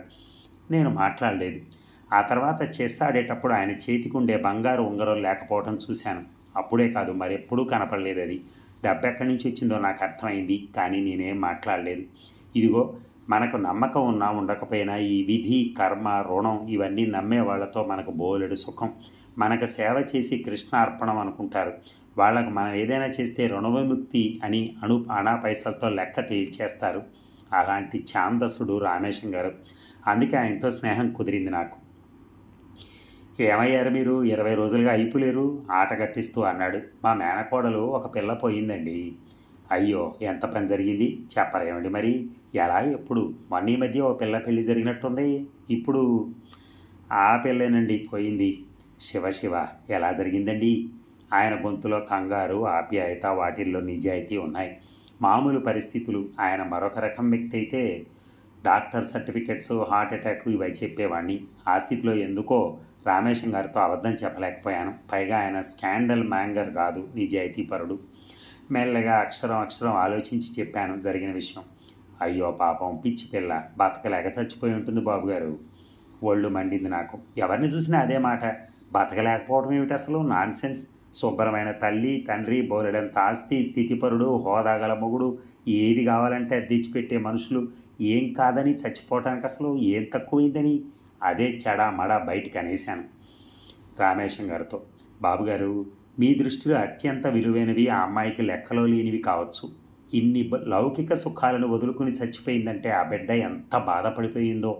పసిపిల్లైనా చాలా తెలిసింది అయి ఉంటుంది. నాకు మళ్ళీ కోపం వచ్చింది. పసిపిల్లట, చాలా తెలిసింది అయి ఉంటుందట. లక్ష్మణ్ అదే మాట. ఏమీ తెలియని పిలక శాస్త్రులు అదే మాట. నా మేనకోడలు సుఖంగా కాలేజీకి వెళ్తూ హాయిగా చదువుకుంటున్న పిల్లలకు అనవసరమైన గొప్పతనాలు, లేనిపోని త్యాగాలు ఆపాదిస్తారేమిటి? ఏవీ కాదు, ఒళ్ళు పొగరతో చచ్చిపోయి ఉంటుంది కసిగా అన్నాను. బాబుగారు, కుర్చీ ఒక్కసారి తోసి నిలబడుతూ అన్నారు ఆయన. ఆయన మొహంలో అంత కోపం ఈ నా 2 ఏళ్ల పరిచయంలో చూడలేదు. ఏం మాట్లాడుతున్నారు మీరు? ఆత్మగౌరవానికి దెబ్బ తగిలినప్పుడు ప్రతి ఒక్కటి గరిక పోచ కన్నా విలువలేందిగా కనపడుతుంది. నీకు తెలుసా బాబుగారు, అట్లాంటి పరిస్థితిలో మనం ఏం చేస్తున్నామో మరొకరికి అర్థం కాదు. నేనెవరినో తెలుసా? ఒక్కొక్కప్పుడు ఐఏఎస్ ఆఫీసర్ని. కేవలం ఒక కేంద్ర మంత్రితో వచ్చిన తగవుతో ఆ క్షణాన రిజైన్ చేసేశాను. కారణం, నన్ను ఒక నేరానికి సాక్ష్యాధారం లేకుండా చేయటం కోసం ఫైలు ముయించేయమన్నారు. అది భయంకరమైన నేరం. దేశపు ఆర్థిక, నైతిక వ్యవస్థలనే కూల్చివేసే నేరం. నేను ఉద్యోగం చేసే నా గవర్నమెంట్ అనే యంత్రాంగంలో ఒక ముఖ్యమైన తుప్పు మేకు మూలంగా దేశ క్షేమమే కదిలిపోవటం భరించలేని నేను ఆయన నేరం బయటపెట్టి రిజైన్ ఇచ్చాను. నా జీతం ఆ కాలంలోనే 2000. మీ లెక్కల ప్రకారం 6 నుంచి 7,000 జీతం ఉండి ఉద్యోగం చేసుకుని ఉండొచ్చు. కానీ ఎదురు తిరిగానని ఆ మంత్రి గారు నన్ను నానా బాధలు పెడతాడని తెలుసు. నా దేశం కోసరం ఎదురు తిరిగిన నన్ను ప్రభుత్వానికి ద్రోహం చేసిన వాడిగా జమకట్టింది ప్రభుత్వం. ఆశ్చర్యం కదూ. అందుకే స్వతంత్రుడిగా వచ్చేశాను. ఆ తర్వాత నేను పడ్డ ఆర్థిక న్యూనత మీకు తెలియదు. అయినా ఎంత దుఃఖంలోనూ కష్టంలోనూ కూడా నేను చేసిన పని తప్పని నా కంఠం మీద కత్తి పెట్టినా ఒప్పుకోను. నా ఆత్మగౌరవం ముందు ఆ ఉద్యోగం తృణప్రాయం. కాలరుద్రుల్లా ఉన్నాడు ఆయన. కళ్ళు ఎర్రబడిపోయాయి. అవాక్కైపోయాను నేను. ఏం మనిషి ఏనాడు ఈ విషయం చెప్పలేదు నాకు. అయినా ఆయన చదువు ముందు, హోదా ముందు నేనెంత? నా కళ్ళల్లో భీతి, ఆశ్చర్యం ఆయన గమనించినట్టున్నారు. కొంచెం చల్లబడ్డారు. కాబట్టి బాబుగారు, సులభంగా మాటలు అనేకండి. అడ్జస్ట్ అయిపోయి ఉండొచ్చు, గాడెక్కి ఎదురు తిరుగుతారు లాంటి మాటలన్నీ ఒడ్డున ఉన్న వాళ్ళు అనేవి. నేనేమీ మాట్లాడలేకపోయాను. ఏనాడు నేను పరిశీలించినంత మేరలో ఉమలో ఆత్మగౌరవం బయటపడటం చూడలేదు. ఇంకా రమ కాస్త కబ్జాకోరుది.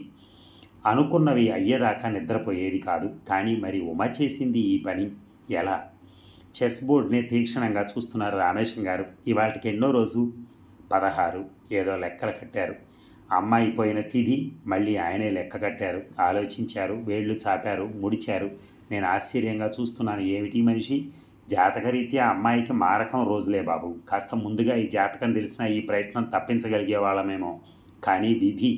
2 చేతులు కట్టుకుని కళ్ళజోడు నుంచి సూటిగా చూస్తూ అన్నారు ఆయన. నాకు మతిపోయింది. ఏమిటి ఈయన ఉద్దేశం? మృత్యువును తప్పిద్దామనా? అసలు ఆ మాట ఏమిటి? కొంపదీసి ఈయన పిచ్చివాడు కాదు కదా? ఏముంది, ఇంటలెక్చువల్ కెపాసిటీలు, పనికిరాని పరిజ్ఞానాలు ఎక్కువైనా పిచ్చివాళ్లే అవుతారు. వాళ్లకు వాళ్ళు ఉపయోగించరు, మరొకరికి బాధ కలిగిస్తారు. కానీ కాసేపు ఈ అహంభావితో ఆడుకోవాలనిపించింది. ఏం చేసేవారు రామేశం గారు ముందుగా తెలిస్తే? మెల్లిగా తలెత్తి సూటిగా చూశారు ఆయన. ఈ మృత్యు గడియలు తప్పించగలిగే వాళ్ళమేమో. అంతా తల్లి దయ ఉంటే ఆ తర్వాత 18 ఏళ్ళు డోకా లేకుండా బతికేది. నాకు అరికాలు మంట నెత్తికొచ్చింది. ఎలా? కోపం అణుచుకుంటూ వ్యంగ్యంగా అడిగాను. ఎలా అంటే ఆ సమయాల్లో సరిగ్గా లేని గ్రహాలకు శాంతి చేసి దేవిని ప్రసన్నురాలించేసుకుని ఆ కృపతో ఆపగలిగే వాళ్ళమేమో. కానీ కాలేదుగా. ఆ గొంతులో నిస్పృహ. సందేహం లేదు, ఈయనకి పిచ్చన్నా ఉండాలి, లేదా నేను పిచ్చి వెధవలాగా కనపడన్నా ఉండాలి. అయినా నేను వదలదలుచుకోలేదు.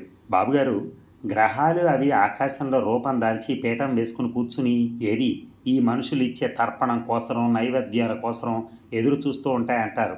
పోనీ కాసేపు అది నిజమే అనుకుందాం. కానీ ఒక్కొక్క గ్రహం ఒక్కొక్క మనిషి పనులే చూస్తూ ఉంటే మిగతా జనాభా గతి ఏమిటట? అది సరే, ఒక్క ఇండియాకైనా ఈ నమ్మకాల పేడ? ప్రపంచంలో ఇవన్నీ ఏమాత్రం నమ్మని గ్యాంగు శుభ్రంగా బతికేస్తున్నారే. వాళ్ళని గ్రహాలేం చేయవా? బాగుంది మీరు చెప్పేది. సమయం వచ్చింది, చచ్చిపోయింది. ఏటొచ్చి బలవంతంగా పోయింది, అదే కాస్త బాధ. అంతేగాని మృత్యువునే మీరు ఆపగలిగితే బాబుగారు, మీ ఇల్లు తిరణాలయ్యేది ఈ పాటికి. ప్రపంచంలో చావు తప్పించుకుందాం అనుకోని వాడు లేడు. ఈ పిచ్చి మాటలు నాకు చెప్తే చెప్పారు, కానీ ఇంకెవరి దగ్గర అనకండి. నిర్మోహమాటంగా నాకు అనాలనిపించిన 4 అనేశాను. నాకేం భయం? అంతగా అయితే రేపటి నుంచి రాడు ఆయన, అంతే కదా. కానీ ఆయన ఈ మాటలకు బాధపడినట్లేదు. నా వంకే చూస్తున్నారు. ఆ కళ్ళల్లో భావం చూడగానే నాకు మరీ మండిపోయింది. ఏదో కుర్రకొంకని అల్లరి తల్లి సహించినట్టు, పెద్ద హైన ఉడత పిల్లని చూసినట్టు చూస్తున్నారు. నాకు చిర్రెత్తినట్టు అయింది. ఏదో అనబోయేటంతలో, శంకరం గారు, మీరు నాస్తికులా? మెల్లగా అడిగారు. అంటే దైవశక్తి నాస్తి అనుకుంటున్నారా? మాట్లాడలేదు నేను. ఏమనాలి? అప్పుడప్పుడు తిరుపతి అది వెళ్ళొస్తుంటాను. శనివారం ఒక పూట ఉపవాసం ఉంటాను. మా ఆవిడ బతుకున్న రోజుల్లో సత్యనారాయణ వ్రతం అది చేసేవాళ్ళం. ఇప్పుడు అప్పుడప్పుడు దేవుడు గొడుగులని, అయ్యప్ప భజనలని ఏదో వచ్చినప్పుడల్లా 5ో 10ో దానం చేస్తూనే ఉంటాను. ఈ ప్రశ్న నన్ను ఇంత ఇరకాటన పడేస్తుంది అనుకోలేదు నేను. నేను ఎప్పుడూ ఈ ప్రశ్న వేసుకోలేదు. చెప్పండి. ఆయన గొంతు కంగుమంది. కాదు, అవును, రెండూను. అంటే నేను ఏదో శక్తి ఉందని నమ్ముతాను, అంతేగాని దాని చేతుల్లోనే అంతా ఉందని అనుకోను. దానికి ఒక ఊహ కల్పించి మనం ఊహగా చూసి మరొకడు మరొకటిగా చూసి పైత్యంలో పడి ఇవన్నీ నేను నమ్మను. మరి అది మన శక్తే అయితే మరి దైవం ఎందుకు మధ్యలో? మెల్లగా అడిగారు. నిజమే, ఎందుకు? నేను ఆలోచిస్తే బలహీనమైపోతానని. అన్నీ మన చేతుల్లో ఉన్నాయనుకోను నేను. కొన్ని సమయాల్లో మన ప్రయత్నాలు వ్యర్థమవుతాయి. అప్పుడు విధి ఒకటి ఉందనిపిస్తుంది. అది సరే, మరి అది విధి అయినప్పుడు ఇంకా దాని గురించి ఆలోచించం కదా. అది మార్చడానికి ప్రయత్నం కూడా చేయం. అప్పుడు ఈ నమ్మకాలు, మొక్కుబళ్ళు, జాతరలు ఇవన్నీ అజ్ఞానుల వంతుగానే మనకెందుకట? రామేశం గారు నవ్వు దాచుకుంటూ అన్నారు. నాకు మండింది. అలా కాదు, నా చేతుల్లో లేదు ఈ పని. విధికి లొంగుతున్నాను అనిపించినప్పుడు దేవుడి జ్ఞాపకానికి వస్తాడు. ఏదో మొక్కుకుంటాం. మొక్కుకున్నంత మాత్రం చేతవుతుందని ఈ రాతి బొమ్మలు వింటాయని కాదు. అదొక ఆత్మస్థైర్యం ఇస్తుంది. దాంతో మనకు కొత్త ధైర్యం వస్తుంది. మన పని సులువు అవుతుంది. ఇంతకన్నా దేవుడి గురించి కన్సెప్షన్ ఇంకేమీ లేదు. తేల్చి పారేస్తూ అన్నాను. అమ్మయ్య, ఇలా చెప్పగలగడం వల్ల నా ప్రాణం ఎంతో హాయిగా ఉంది. అయినా కొన్ని ప్రశ్నలు మనం ప్రశ్నించుకోం. ఎప్పుడు ఆచరిస్తాం, అర్థం ఆలోచించం. వాచి ఎడం చేతికి ఎందుకు పెట్టుకోవాలి, అన్నం కుడి చేత్తోనే ఎందుకు తినాలి, ఇవన్నీ ఎలాగో దేవుణ్ణి ఎందుకు నమ్మాలి అన్న ప్రశ్న కూడా నా వరకు అంతే మరి. కాబట్టి మన చేతుల్లో విషయం లేదని ఒకటి ఒప్పుకున్నారు మీరు. మీరు మాట్లాడే విధిని దారి మార్చగల దైవం లేదా నమ్మకం ఒకటి ఉందన్నారు. అంతవరకు నిజమేనా? నేను దైవం ఉన్నాడంటం లేదు, ఆ ఆలోచన నాకు ధైర్యాన్ని ఇస్తుంది అంటున్నాను మొండిగా అన్నాను. అంటే లేనిది ఉందని ఆత్మవంచం చేసుకుంటున్నారన్నమాట. మరి ఈ రాముడి ఫోటో, ఈ హనుమంతుడి ఫోటో ఇవన్నీ ఏమిటట? అటు చూశాను, నిజమే. రాముడి ఫోటో ఇంట్లో ఉంటే శాంతి అని మా ఆవిడ ఉంచింది. అది ఆవిడ పోయిన తర్వాత కూడా అలాగే ఉంచేశాను. అది ఎందుకు అందో ఆ మాట. హనుమంతుడి పటం అంటారు, ఒంటరిగా ఉంటాను, ఏదో గాలి ధూళి ఇవన్నీ రాకుండా వాయుపుత్రుడు కాపాడతాడంటారు కదా, అందుకని రాముడి బొమ్మ దగ్గర హనుమంతుడు ఉన్నాడు అనుకోండి. అయినా విడిగా ఉంటే కొంచెం పవర్ ఎక్కువ ఉంటుందని. కానీ ఈ మాటలన్నీ బయటకంటే ఈ రామేశం గారు ఆత్మవంచన అంటారు. ఎలా? తీసేయండి ఆ ఫోటోలు, పోనీ నేను తీసేనా? గబాలన లేస్తూ అన్నారు. అయ్యో వద్దండి, అవి ఇప్పటివి కావు, గబుక్కన లేస్తూ అన్నాను.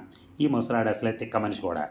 ఏమిటండి ఆ కంగారు, ఆఫ్టర్ ఆల్ అవి క్యాలెండర్ బొమ్మలండి బాబు, మీరు ఫ్రేమ్ కట్టించారు కాబట్టి పటాలు ఇవి ₹3 పెడితే మళ్ళీ దొరుకుతాయి లేస్తూ అన్నారు. అది కాదు, అది నేను రోజు దండం పెట్టుకునేది. అంటే దేనికి దండం? ఈ క్యాలెండర్కా?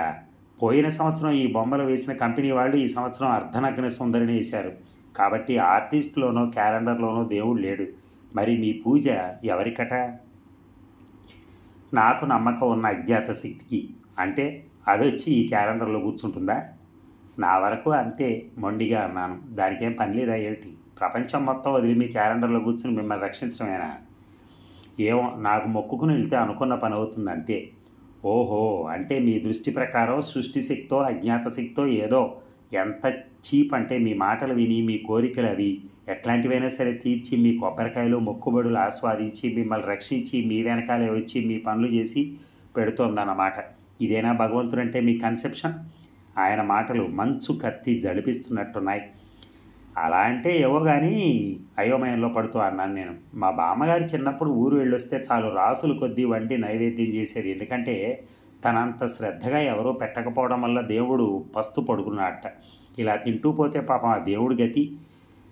నవ్వొస్తోంది నిజమే, కానీ నేను చేస్తున్న పని మాత్రం మీకన్నా నాస్తికులు కోట్ల రెట్లు నయ్యం శంకరం గారు. వారి సంఘర్షణల్లో పట్టుదలలో మూర్ఖత్వాన్ని ఎదిరించి మూఢనమ్మకాలను ఎదుర్కొనే ప్రయత్నంలో నాకు సర్వేశ్వరుడు కనపడతాడు. మీరేం చేస్తున్నారో, ఎందుకు నమ్ముతున్నారో మిమ్మల్ని మీరు ప్రశ్నించుకోకుండా సనాతనత్వం కింద తలదాల్చుకుని దండం పెట్టి యాచించుకోవటం ఒక్కపొడి తిన్నంత సులభంగా అలవాటు చేసుకున్న మీకన్నా వాళ్ళంటే ముచ్చట నాకు. మీకన్నా వాళ్ళంటేనే ముచ్చట నాకు. నాకు తెలిసిన భగవంతుడు తప్పకుండా ఇక్కడ లేడు. వాళ్ళ ప్రయత్నాల్లోనూ అన్వేషణలోనూ తెలుసుకునే జ్ఞానంలోనూ ఉన్నాయి. ఆయన గొంతులో ఆవేశం పదును తేలింది. నాకంతా అయోమయం అయిపోయింది. ఏమిటిదంతా? ఈయనేమిటి? ఈయన వాదన ఏమిటి? ఎటు ఏడుస్తున్నాడు నన్ను? అయినా ఉమగోలంతా వదిలి ఇదేమిటి? అరిషడ్వర్గాలను అరికట్టుకోవటానికి, పాపాన్ని పెరగనీయకుండా ఉండటానికి, సాధించే పని మీద ఏకాగ్రత కుదరటానికి, నీలో కొంత ప్రక్షాళన కలగడానికి ఏర్పడినవి ఈ ముడుపులు, జాతరలు, నియమాలు. ఒకసారి సర్వేశ్వరాన్వేషణలో పడ్డ వ్యక్తి ఒక్కొక్క బంధాన్నే ఛేదించుకుంటూ పైమెట్టుకు రావడానికి ఏర్పడినవి ఈ శమదమ నియమాదులు. అంతేగాని ఏదో ఎగ్జిబిషన్ చూసి వచ్చినట్టు దేవాలయానికి వెళ్ళి రావటం, ఏ అయ్యప్ప దర్శనానికో 40 రోజులు నియమంగా వెళ్ళొచ్చి విస్కీ బాటిల్స్ ఓపెన్ చేయటం, తద్వారా ఇన్ని ఔన్సుల పుణ్యం మూటగట్టుకున్నాం అనుకుని ఆత్మవంచన చేసుకోవటం, ఇదంతా ఏమిటంటే భగవద్గీత తల కింద పెట్టుకుని నిద్రపోయి మోక్షాన్ని కోరుకోవటం లాంటిది. ఇదంతా అహం సంతృప్తి పట్టడానికి అంతే. ఇంతకీ ఏమంటారు మీరు? నాకు మాడున టపీ టపీమని నూనె అంటినట్టుంది. నేనేమంటాను అన్నది కాదు ముఖ్యం. నేను ఎప్పుడూ ఒకటే అంటాను, మీరేమంటారు అన్నది ముఖ్యం. ఆలోచించుకోండి బాగా. ఆలోచిస్తే మీరు ఆచరించే ఆచారాలు, మీరు మొక్కుకునే మొక్కుబళ్ళు, మీ దిక్కుమాలిన ఊహలతో రూపొందించే భయంకర మూర్తి ఇవన్నీ మీకే అర్థమవుతాయి.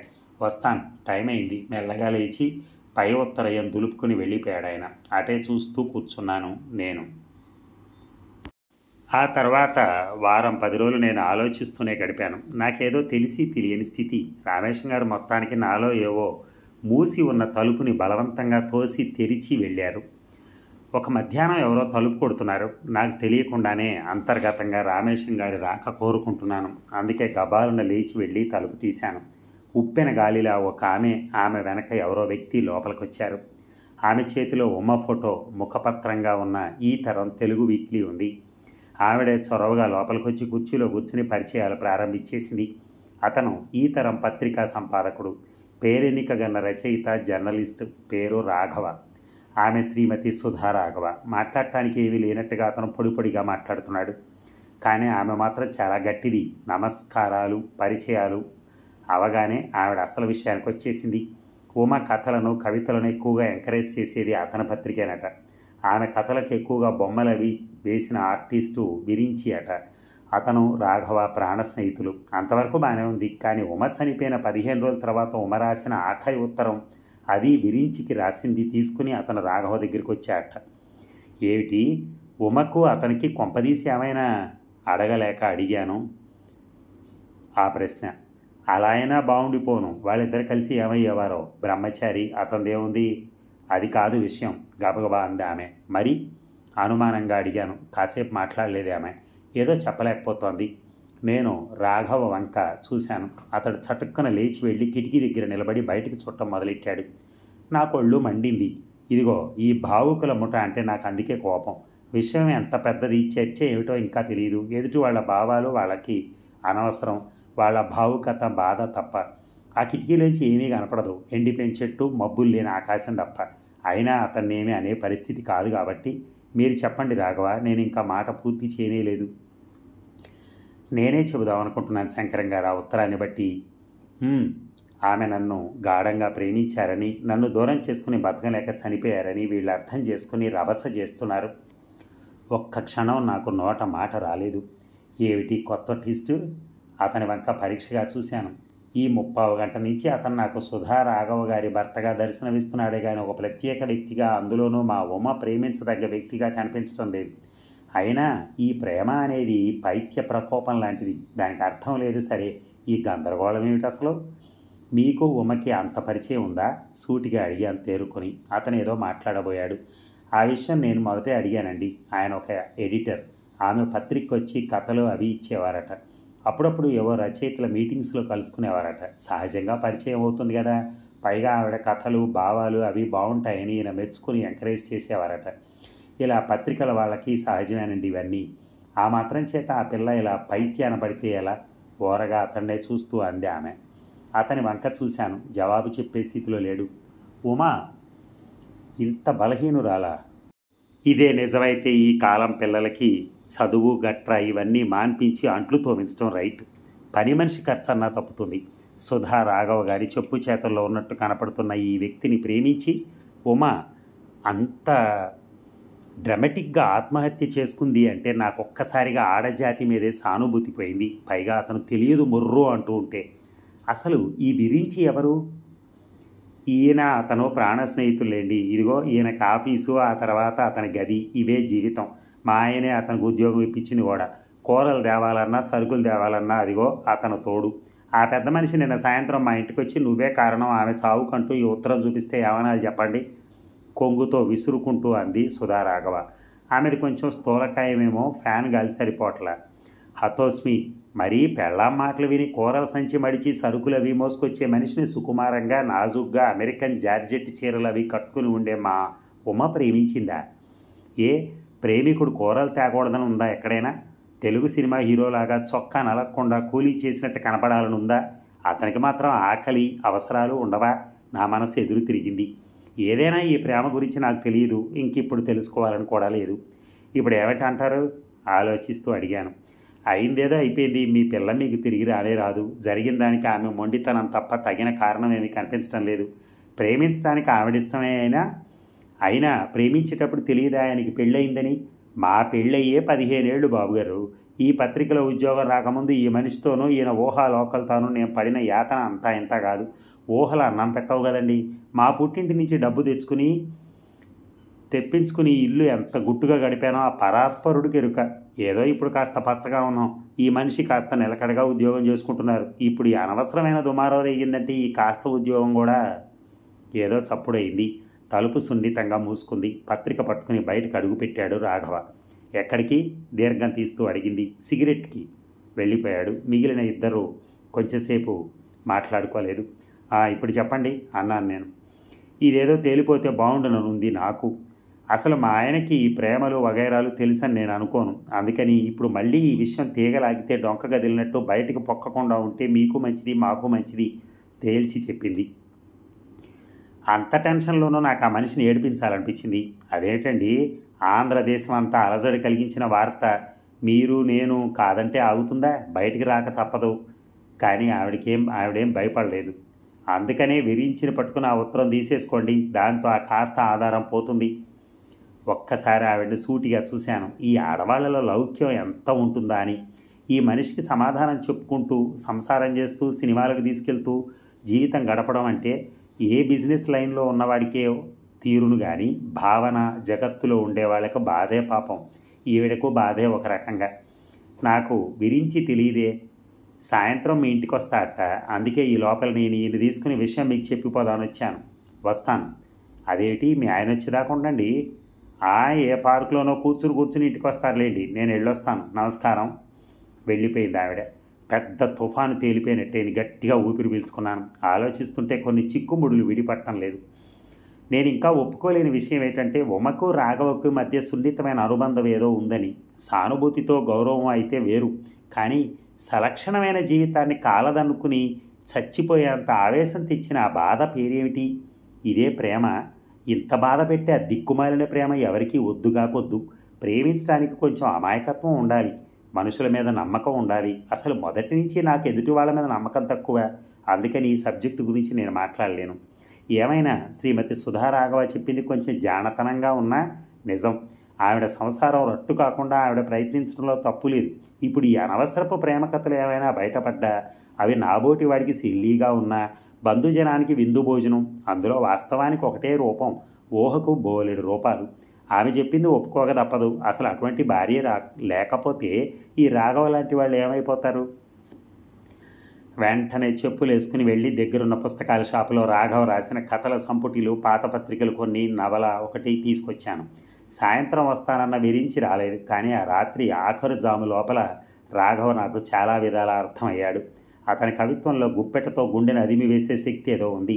కవిత్వం వేరు, జీవితం వేరు అన్న వాళ్ళు ఎవరో, కానీ వాళ్ళంటే నాకు చాలా ఇష్టం. కానీ ఈ గందరగోళం వల్ల కవిత్వం రాసేవాడి జీవితం ఏమిటని ఆలోచించాల్సి వచ్చింది. రాఘవ కవిత్వంలో వేడి, బాధ చాలా ఉంది.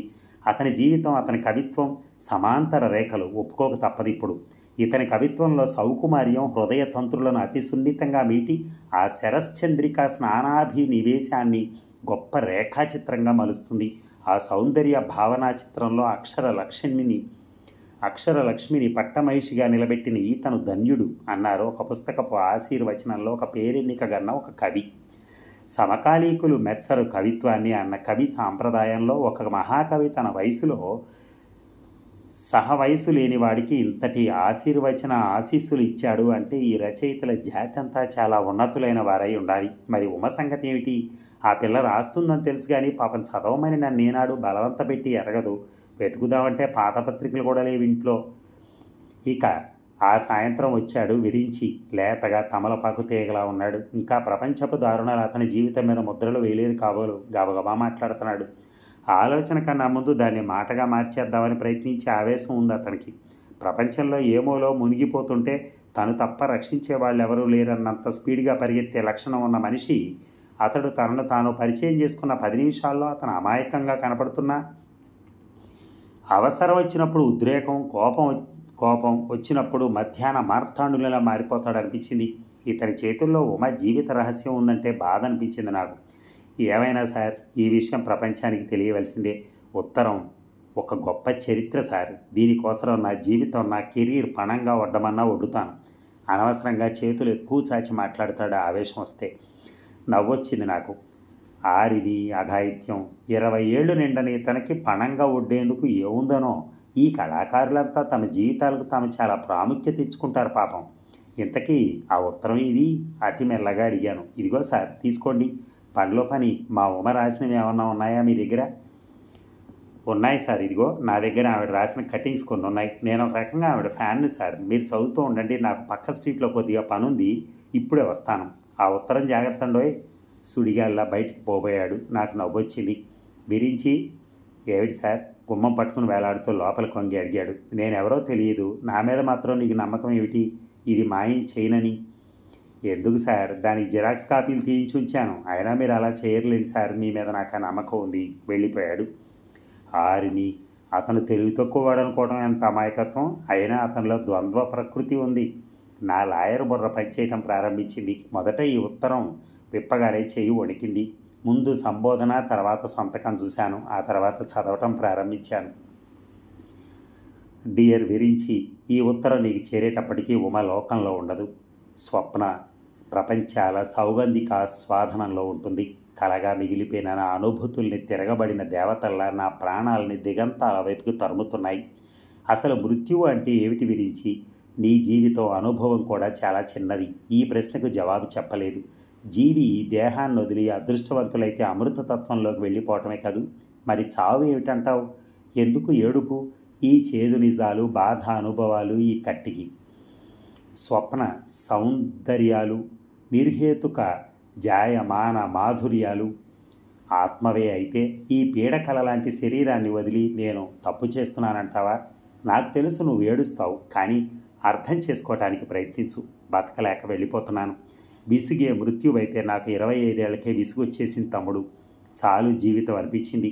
ఇది నైరాస్యం విజృంభించి నరనరాల పాకి ఏ బలహీన క్షణాన్నో నా ప్రాణాల్ని లాక్కుపోతున్న అపస్మారక దశ కాదు. ఆలోచించి ఆలోచించి రాజీ పడలేక మిథ్య ప్రపంచికత కోసరం ఆత్మను తాకట్టు పెట్టుకుని జీవోత్సవంలా బతకలేక వెళ్ళిపోతున్నాను. నువ్వు, నేను, రాఘవ, మరికొందరు మనలా ప్రపంచాన్ని ఎదగలేని ఎత్తుల్లోకి హృదయాన్ని సంధించి ఆత్మావలోకనం చేయగలిగిన వ్యక్తితో మనకొక సంబంధం ఏర్పడుతుంది. ఒక వేవ్ లెంత్లో ఆలోచించే ప్రతి వ్యక్తి మనకి ఆత్మబంధువే. ఈ స్నేహంలో నైత్యం, కోరిక, పతనం, పసితనం ఉండవు తమ్ముడు. అనుభవమే ఉంటుంది. తద్వారా ఆనందం ఉంటుంది. ఇది నా అనుభవమే కాదు, చాలామంది భావం కూడా. నీకు తెలుసు రాఘవ నాకే సొంతం కాలేడు అని. కాడని. హృదయం సంధించి విడిచిన బాణం గమ్యం చేరాలని రూల్ లేదు తమ్ముడు. ఒక్కొక్కసారి లక్ష్యం తప్పుతుంది. అతను చెప్పకపోయినా అతని బాధ అనురాగాలకి ఆరాధ్య దేవతను నేనని, అతని సౌందర్య స్వప్నాల రంగవల్లులలో అధిష్ఠించిన అనురాగ దీపాన్ని నేనని, అతనిని అక్షరాల్లో, అలంకారాల్లో, ఆవేదనలో అతను నాకు చెప్తూనే ఉన్నాడు.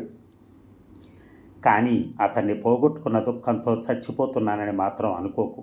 అంత అమాయకురాల్ని కాదు. అతన్ని ఏనాడు పొందానని, అతని చేరువలో లేడని వెళ్ళిపోతున్నాను అనుకోకు. ఏనాడు దూరమయ్యానని. ఈ చేరువలు, దూరాలు, పొందటాలు, పోగొట్టుకోవటాలు అన్నీ ఒక పరిధి దాకానే. ఆ తర్వాత అంతా శూన్యం. అందులో తేజస్సు, అది అణువణువు పునీతం చేస్తుంది తమ్ముడు. కవిత్వాలకి, ఆనందాలకి, దుఃఖాలకి, విభిన్నత్వాలకి, సౌందర్యాలకి, స్వప్నాలకి అది పతాక అనుభవం. ఎప్పుడో కల్పాంతాల క్రితం విడిపోయాం. అయినా క్షణం కూడా దూరంగా లేం. నిత్యం పరస్పరం ఎదురవుతూనే ఉన్నా ఏనాడు కలవనే లేదు అనే సూక్తి ఎంత నిజం, అంతలో ఎంత ఊహ. కానీ ఈ రాఘవ, ఈ ఉమ, వీటన్నిటికన్నా అతీతమైన జగత్తు, ఈ నామరూపాలు, పరిధులు విధించలేని పునీతమైన ఉన్నది తమ్ముడు. అది తెలిస్తే ఈ లోకం, ఈ స్వార్థం, ఈ కచ్చ, ఈ కోపం, సంకెళ్ళు, శిక్షలు చాలా అర్థం లేనివిగా ఉంటాయి. రాఘవ వ్యక్తిగా నాకు మామూలు మనిషే కానీ అతని ఊహ, కవిత్వం, ఆరాధన ఇవే నాలో రాగరాగిణత్వాన్ని నిద్రలేపాయి. చీకటి చిరుదారుల్లో, చుక్కల దీవుల్లో, దిక్కుతోచని పయనంలో చిక్కుకున్న చిన్నారి మనసుకు అనుభవాల సంకెళ్ళు వేసి వాస్తవంలోకి లాగన, అనుభూతుల ఆర్ద్ర పవనాలతో అవతలి ఒడ్డుకు పంపన. ప్రపంచం నన్ను రమ్మంటోంది చెలి, నీ ఊహ నన్ను పొమ్మంటోంది అని క్యాప్షన్ రాసి అతను పంపిన బర్త్డే కార్డు గుర్తుంది నాకు. నా మదిలో హరిచందనాల పెట్టెలో కర్పూర మాలలతో, పొగడ పువ్వుల జాడలతో దాచుకున్నాను తమ్ముడు. అది నా జ్ఞాపికల పేటిక. అక్షరాలు, కాగితాలు అవి మనుషులకు దొరికితే మాలిన్యాలు అంటగడతారు. అందుకే నా హృదయాంతరాళాల్లో కర్పూర సుమాల మధ్య దాచుకున్నాను. కాబట్టి అతను వద్దు నాకు. అతని ఆత్మావలోకనంలో ఎప్పుడూ నే ఉంటాను. రాఘవల లౌకిక ప్రపంచపు పరిధుల్లో మామూలుగా బతకటానికి నాకు అభ్యంతరం లేదు. ఒప్పుకున్నాను. ఆత్మకు, ఊహకు అందమైన అనుభూతి చాలు, కానీ శరీరానికి కాదే. ఏదో కొంత ఇవ్వగలిగితే కానీ రవ్వంత పొందలేని లౌకిక ప్రపంచం ఇది. కానీ నా కాలి పారాణి ఆరలేదు ఇంకా. నాకు ఈ ఆచారాలు, ఈ అలంకారాలంటే అసహ్యం అన్నారు నా భర్త. అవును మరి, అతనుండేది నాగరికతల ఒయాసిస్సులో. అక్కడ గంగా అవతరణం ఏమిటి? కవిత్వం అంటే అసహ్యం నాకు. వేదాంతం అంటే మంట. జీవితాన్ని అనుభవించకుండా ముడుపు కట్టే ఈ ట్రెడిషన్స్ మారాలి అంటూ విసిరిపుచ్చుకుని నా చేతిలోంచి రవీంద్రుడి కవిత్వాన్ని విసిరేశారు. చెరిగిపోయిన కాగితాలను, విరిగిపోయిన ఆలోచనలను దాచుకున్నాను. సౌకుమార్యం, సౌందర్యం, భావుకత ఇవన్నీ ఆడపిల్లల్లో ఎంత ఉండాలో అంతే ఉండాలేమో. నా కన్నె జీవితపు మొదటి రాత్రి భౌతిక శరీరం అనే వీణను శృతి చేయించకుండానే రుద్రవీణగా చేసి వాయించారు నా భర్త. బాధ చెప్పుకోకూడదు తమ్ముడు, ఇది సంసారం. ఈ 4 రోజుల్లో నాకు నానా రకాల బహుమతులు కురిపించారు. నేనిస్తున్న దేనికో అవి పణంగా కనిపించాయేమో కానీ నావి అనిపించలేదు. అతను ఉండే చోటున ఆడది పరదాల్లో ఉంటుంది. మగవాడి భోగ వస్తువు తనువు తప్ప ఆత్మలే ఉండకూడదని ఆ నిశ్శబ్ద ప్రపంచంలో నిరూహతో, నిస్తేజంతో నిద్రపుచ్చుతున్న మనస్సు నిద్రలేస్తుందేమో అన్న భయంతో అతని ఇంటికి అలంకారంగా, అతని సుఖానికి చెయ్యగా, అతని అలంకారానికి హరిచందనగా, అతని అనుభవాలు గదిలో అగరవత్తిగా బతకాలట తమ్ముడు. అర్థమైంది జీవితం నాకు. అతను కొన్న చీరలను, పెట్టిన నగలను, అతని కళ్ళల్లో మాదకతను ప్రేమగా అర్థం చేసుకున్న ఈ మనుషులకు నా పరిస్థితి అర్థం కాదు. దీనికి తోడు అతని పొసెసివ్నెస్ ఒకటి. అది ఆరాధనతో కూడిందైతే అద్భుతంగా ఉంటుందేమో కానీ అధికారంతో వచ్చింది. నా అస్తిత్వం మీద అతనికి అపనమ్మకం. నా మీద మరొకరి నీడను కూడా భరించలేడతను. అతను వినే సంగీతంలో మృగత్వం, అతని మనసులో అనుభవాల కోసం పరితపించే కాళనాట్యం, అతని శారీరక అనుభవాలు, అతని గర్ల్ ఫ్రెండ్ ఇవన్నీ వింటున్న కొద్దీ నా శరీరం వణికింది తమ్ముడు. మనస్సు కరిగి చుక్కలు చుక్కలుగా కంటి నుంచి వచ్చే నీరు కన్నీరు తమ్ముడు. మనసే కరిగితే దాని పేరేమిటి? అతనితో జీవితం పంచుకోవటమే వరం అనుకునేవారు చాలామంది ఉన్నారు. కానీ దానికి ఉమ అక్కర్లేదు. అతని ఊహల్లో తప్పు లేదు, అనుభవాల్లో తప్పు లేదు. మా ఇద్దరి కలయికలోనే ఉంది తప్పంతా. సుస్వరమైన రాగంలో కూడని అక్షరం కలిస్తే అపస్వరం అవుతుంది. మహామంత్రానికి చేరకూడని బీజాక్షరం కలిస్తే భయంకరమవుతుంది. అందుకే తప్పుకుంటున్నాను తమ్ముడు. అతన్ని ద్వేషించలేను, అందుకే దూరం అవుతున్నాను. అమ్మ, నాన్న ఈ నా నిష్క్రమణని తట్టుకోలేరు. వారికి కూతురుగా తప్ప ఉమగా ఏనాడు నేను తెలియను. అతని దగ్గర ఉండగా ఈ నా మృత్యువు సంభవిస్తే నింద అతని మీద పడుతుందేమో. అతనున్న అరబ్బు దేశానికి తీసుకుపోవటానికి మార్గమధ్యంలో కలుసుకుంటానన్నారు నా భర్త. అందుకే కదులుతున్న ప్రకృతి అశాశ్వతం అనుకుంటూ నాతో పాటు వచ్చే చంద్రుడికి నా నిర్వేదం చెప్పుకుంటూ ఈ లౌకిక ప్రపంచం నుంచి సెలవు తీసుకుంటున్నాను. నా ఈ మృత్యువుకి కారణాలు వెతుకుతుంది ప్రపంచం. ఏం అర్థం చేసుకుంటుంది? వీరందరిలో నువ్వు పడే తపన నాకు తెలుసు. రాఘవలాగా కన్నీళ్లు దాచుకుని కలంతో వర్షించటం చేత కాదు నీకు. నీ పట్ల నాకుండే ఇష్టం నా చేత ఈ ఉత్తరం రాయిస్తోంది. జీవి 84 లక్షల జన్మలెత్తాలట ముక్తి పొందటానికి. ఈ నా గమ్యానికి నేను ఎంత దూరంలో ఉన్నానో తెలియదు నాకు. చచ్చిపోయే ముందు స్నేహితురాలు ఉమగా ఒక్కటి కోరుకుంటున్నాను విరించి. నేను చదివిన కవిత్వం, వేదాంతం ఈ మిథ్యా ప్రపంచపు వాదాలని దాటి చీకటి చిట్టడువుల్లో నీరెండను వెతుక్కునేలా చేసింది. ఈ జన్మకు నేను నేర్చుకున్న జీవన సారాంశం ఇదే. ఏ పని వెనకాలైనా దేవుడో, కాస్మిక్ ఎనర్జీయో, మరొకటో ఏదో తెలియని స్ఫూర్తి ఒకటే, థాట్. సర్వభౌతిక ప్రపంచపు సృష్టికి కారణం మన ఆలోచన. కన్ను మూస్తే మరుగయ్యే ఈ ప్రపంచం కన్ను తెరిస్తే రూపు కట్టుకునేది కేవలం ఈ థాట్ పవర్తోనే. దానికి రకరకాల ద్వేషాలు, అనురాగాల బట్టలు కట్టి స్వరూపాన్నిచ్చి ప్రపంచాన్ని మన కోణంలోంచి ఆలోచించి అనుభూతుల్ని అలికి స్వరూపమే మార్చడం కంటే దేన్ని దానిగా చూడటం, నెగిటివ్ థింకింగ్తో థాట్ని మలినపరచకుండా ఉండటం జరిగితే ప్రపంచం ఎంత ఇరుకుగా కనిపించదేమో. మన స్వార్థం, అసూయ, క్రౌర్యం మన థాట్ని అపవిత్రం చేయగానే తద్వారా మాట, చేత కూడా మరింత మలినమైపోతున్నాయి. దయచేసి ఈ అద్భుత అవలోకన జ్ఞానాన్ని మరుగుపరచకండి.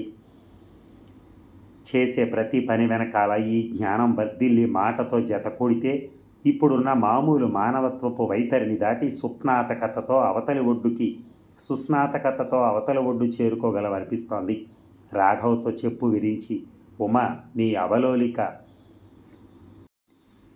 ఈ అవలౌకిక జ్ఞాన ఊహ సింహాసనంలో రాణిలా దర్శనమిస్తుందని, అతని కర్తవ్యం వెనక నిజాయితీ నీడలా ఉంటుందని, ప్రపంచపు అజ్ఞానపు చిరునీడల వెనకాల నిలిచే నిశ్శబ్దపు తేజస్సు జ్ఞాన అవలోకమే తమ్ముడు. నా బతుకొక చెదిరిపోయిన ముత్యాల దండ తమ్ముడు. అన్నీ మంచివి కావేమో, ఏరుకున్న ఈ కొద్ది వాటిలోనో జీవన సత్యాలు ప్రతిఫలించవా? కనపడని మౌక్తికాలను, కలల ప్రపంచాన్నిచ్చి ఏరి మీకు కానుకగా ఇచ్చి వెళ్ళిపోతున్నాను. మీ ఉమా. మరి ఈ భాగం ముగిద్దామా? చివరి భాగం మనం రేపు విందాం. Thank you.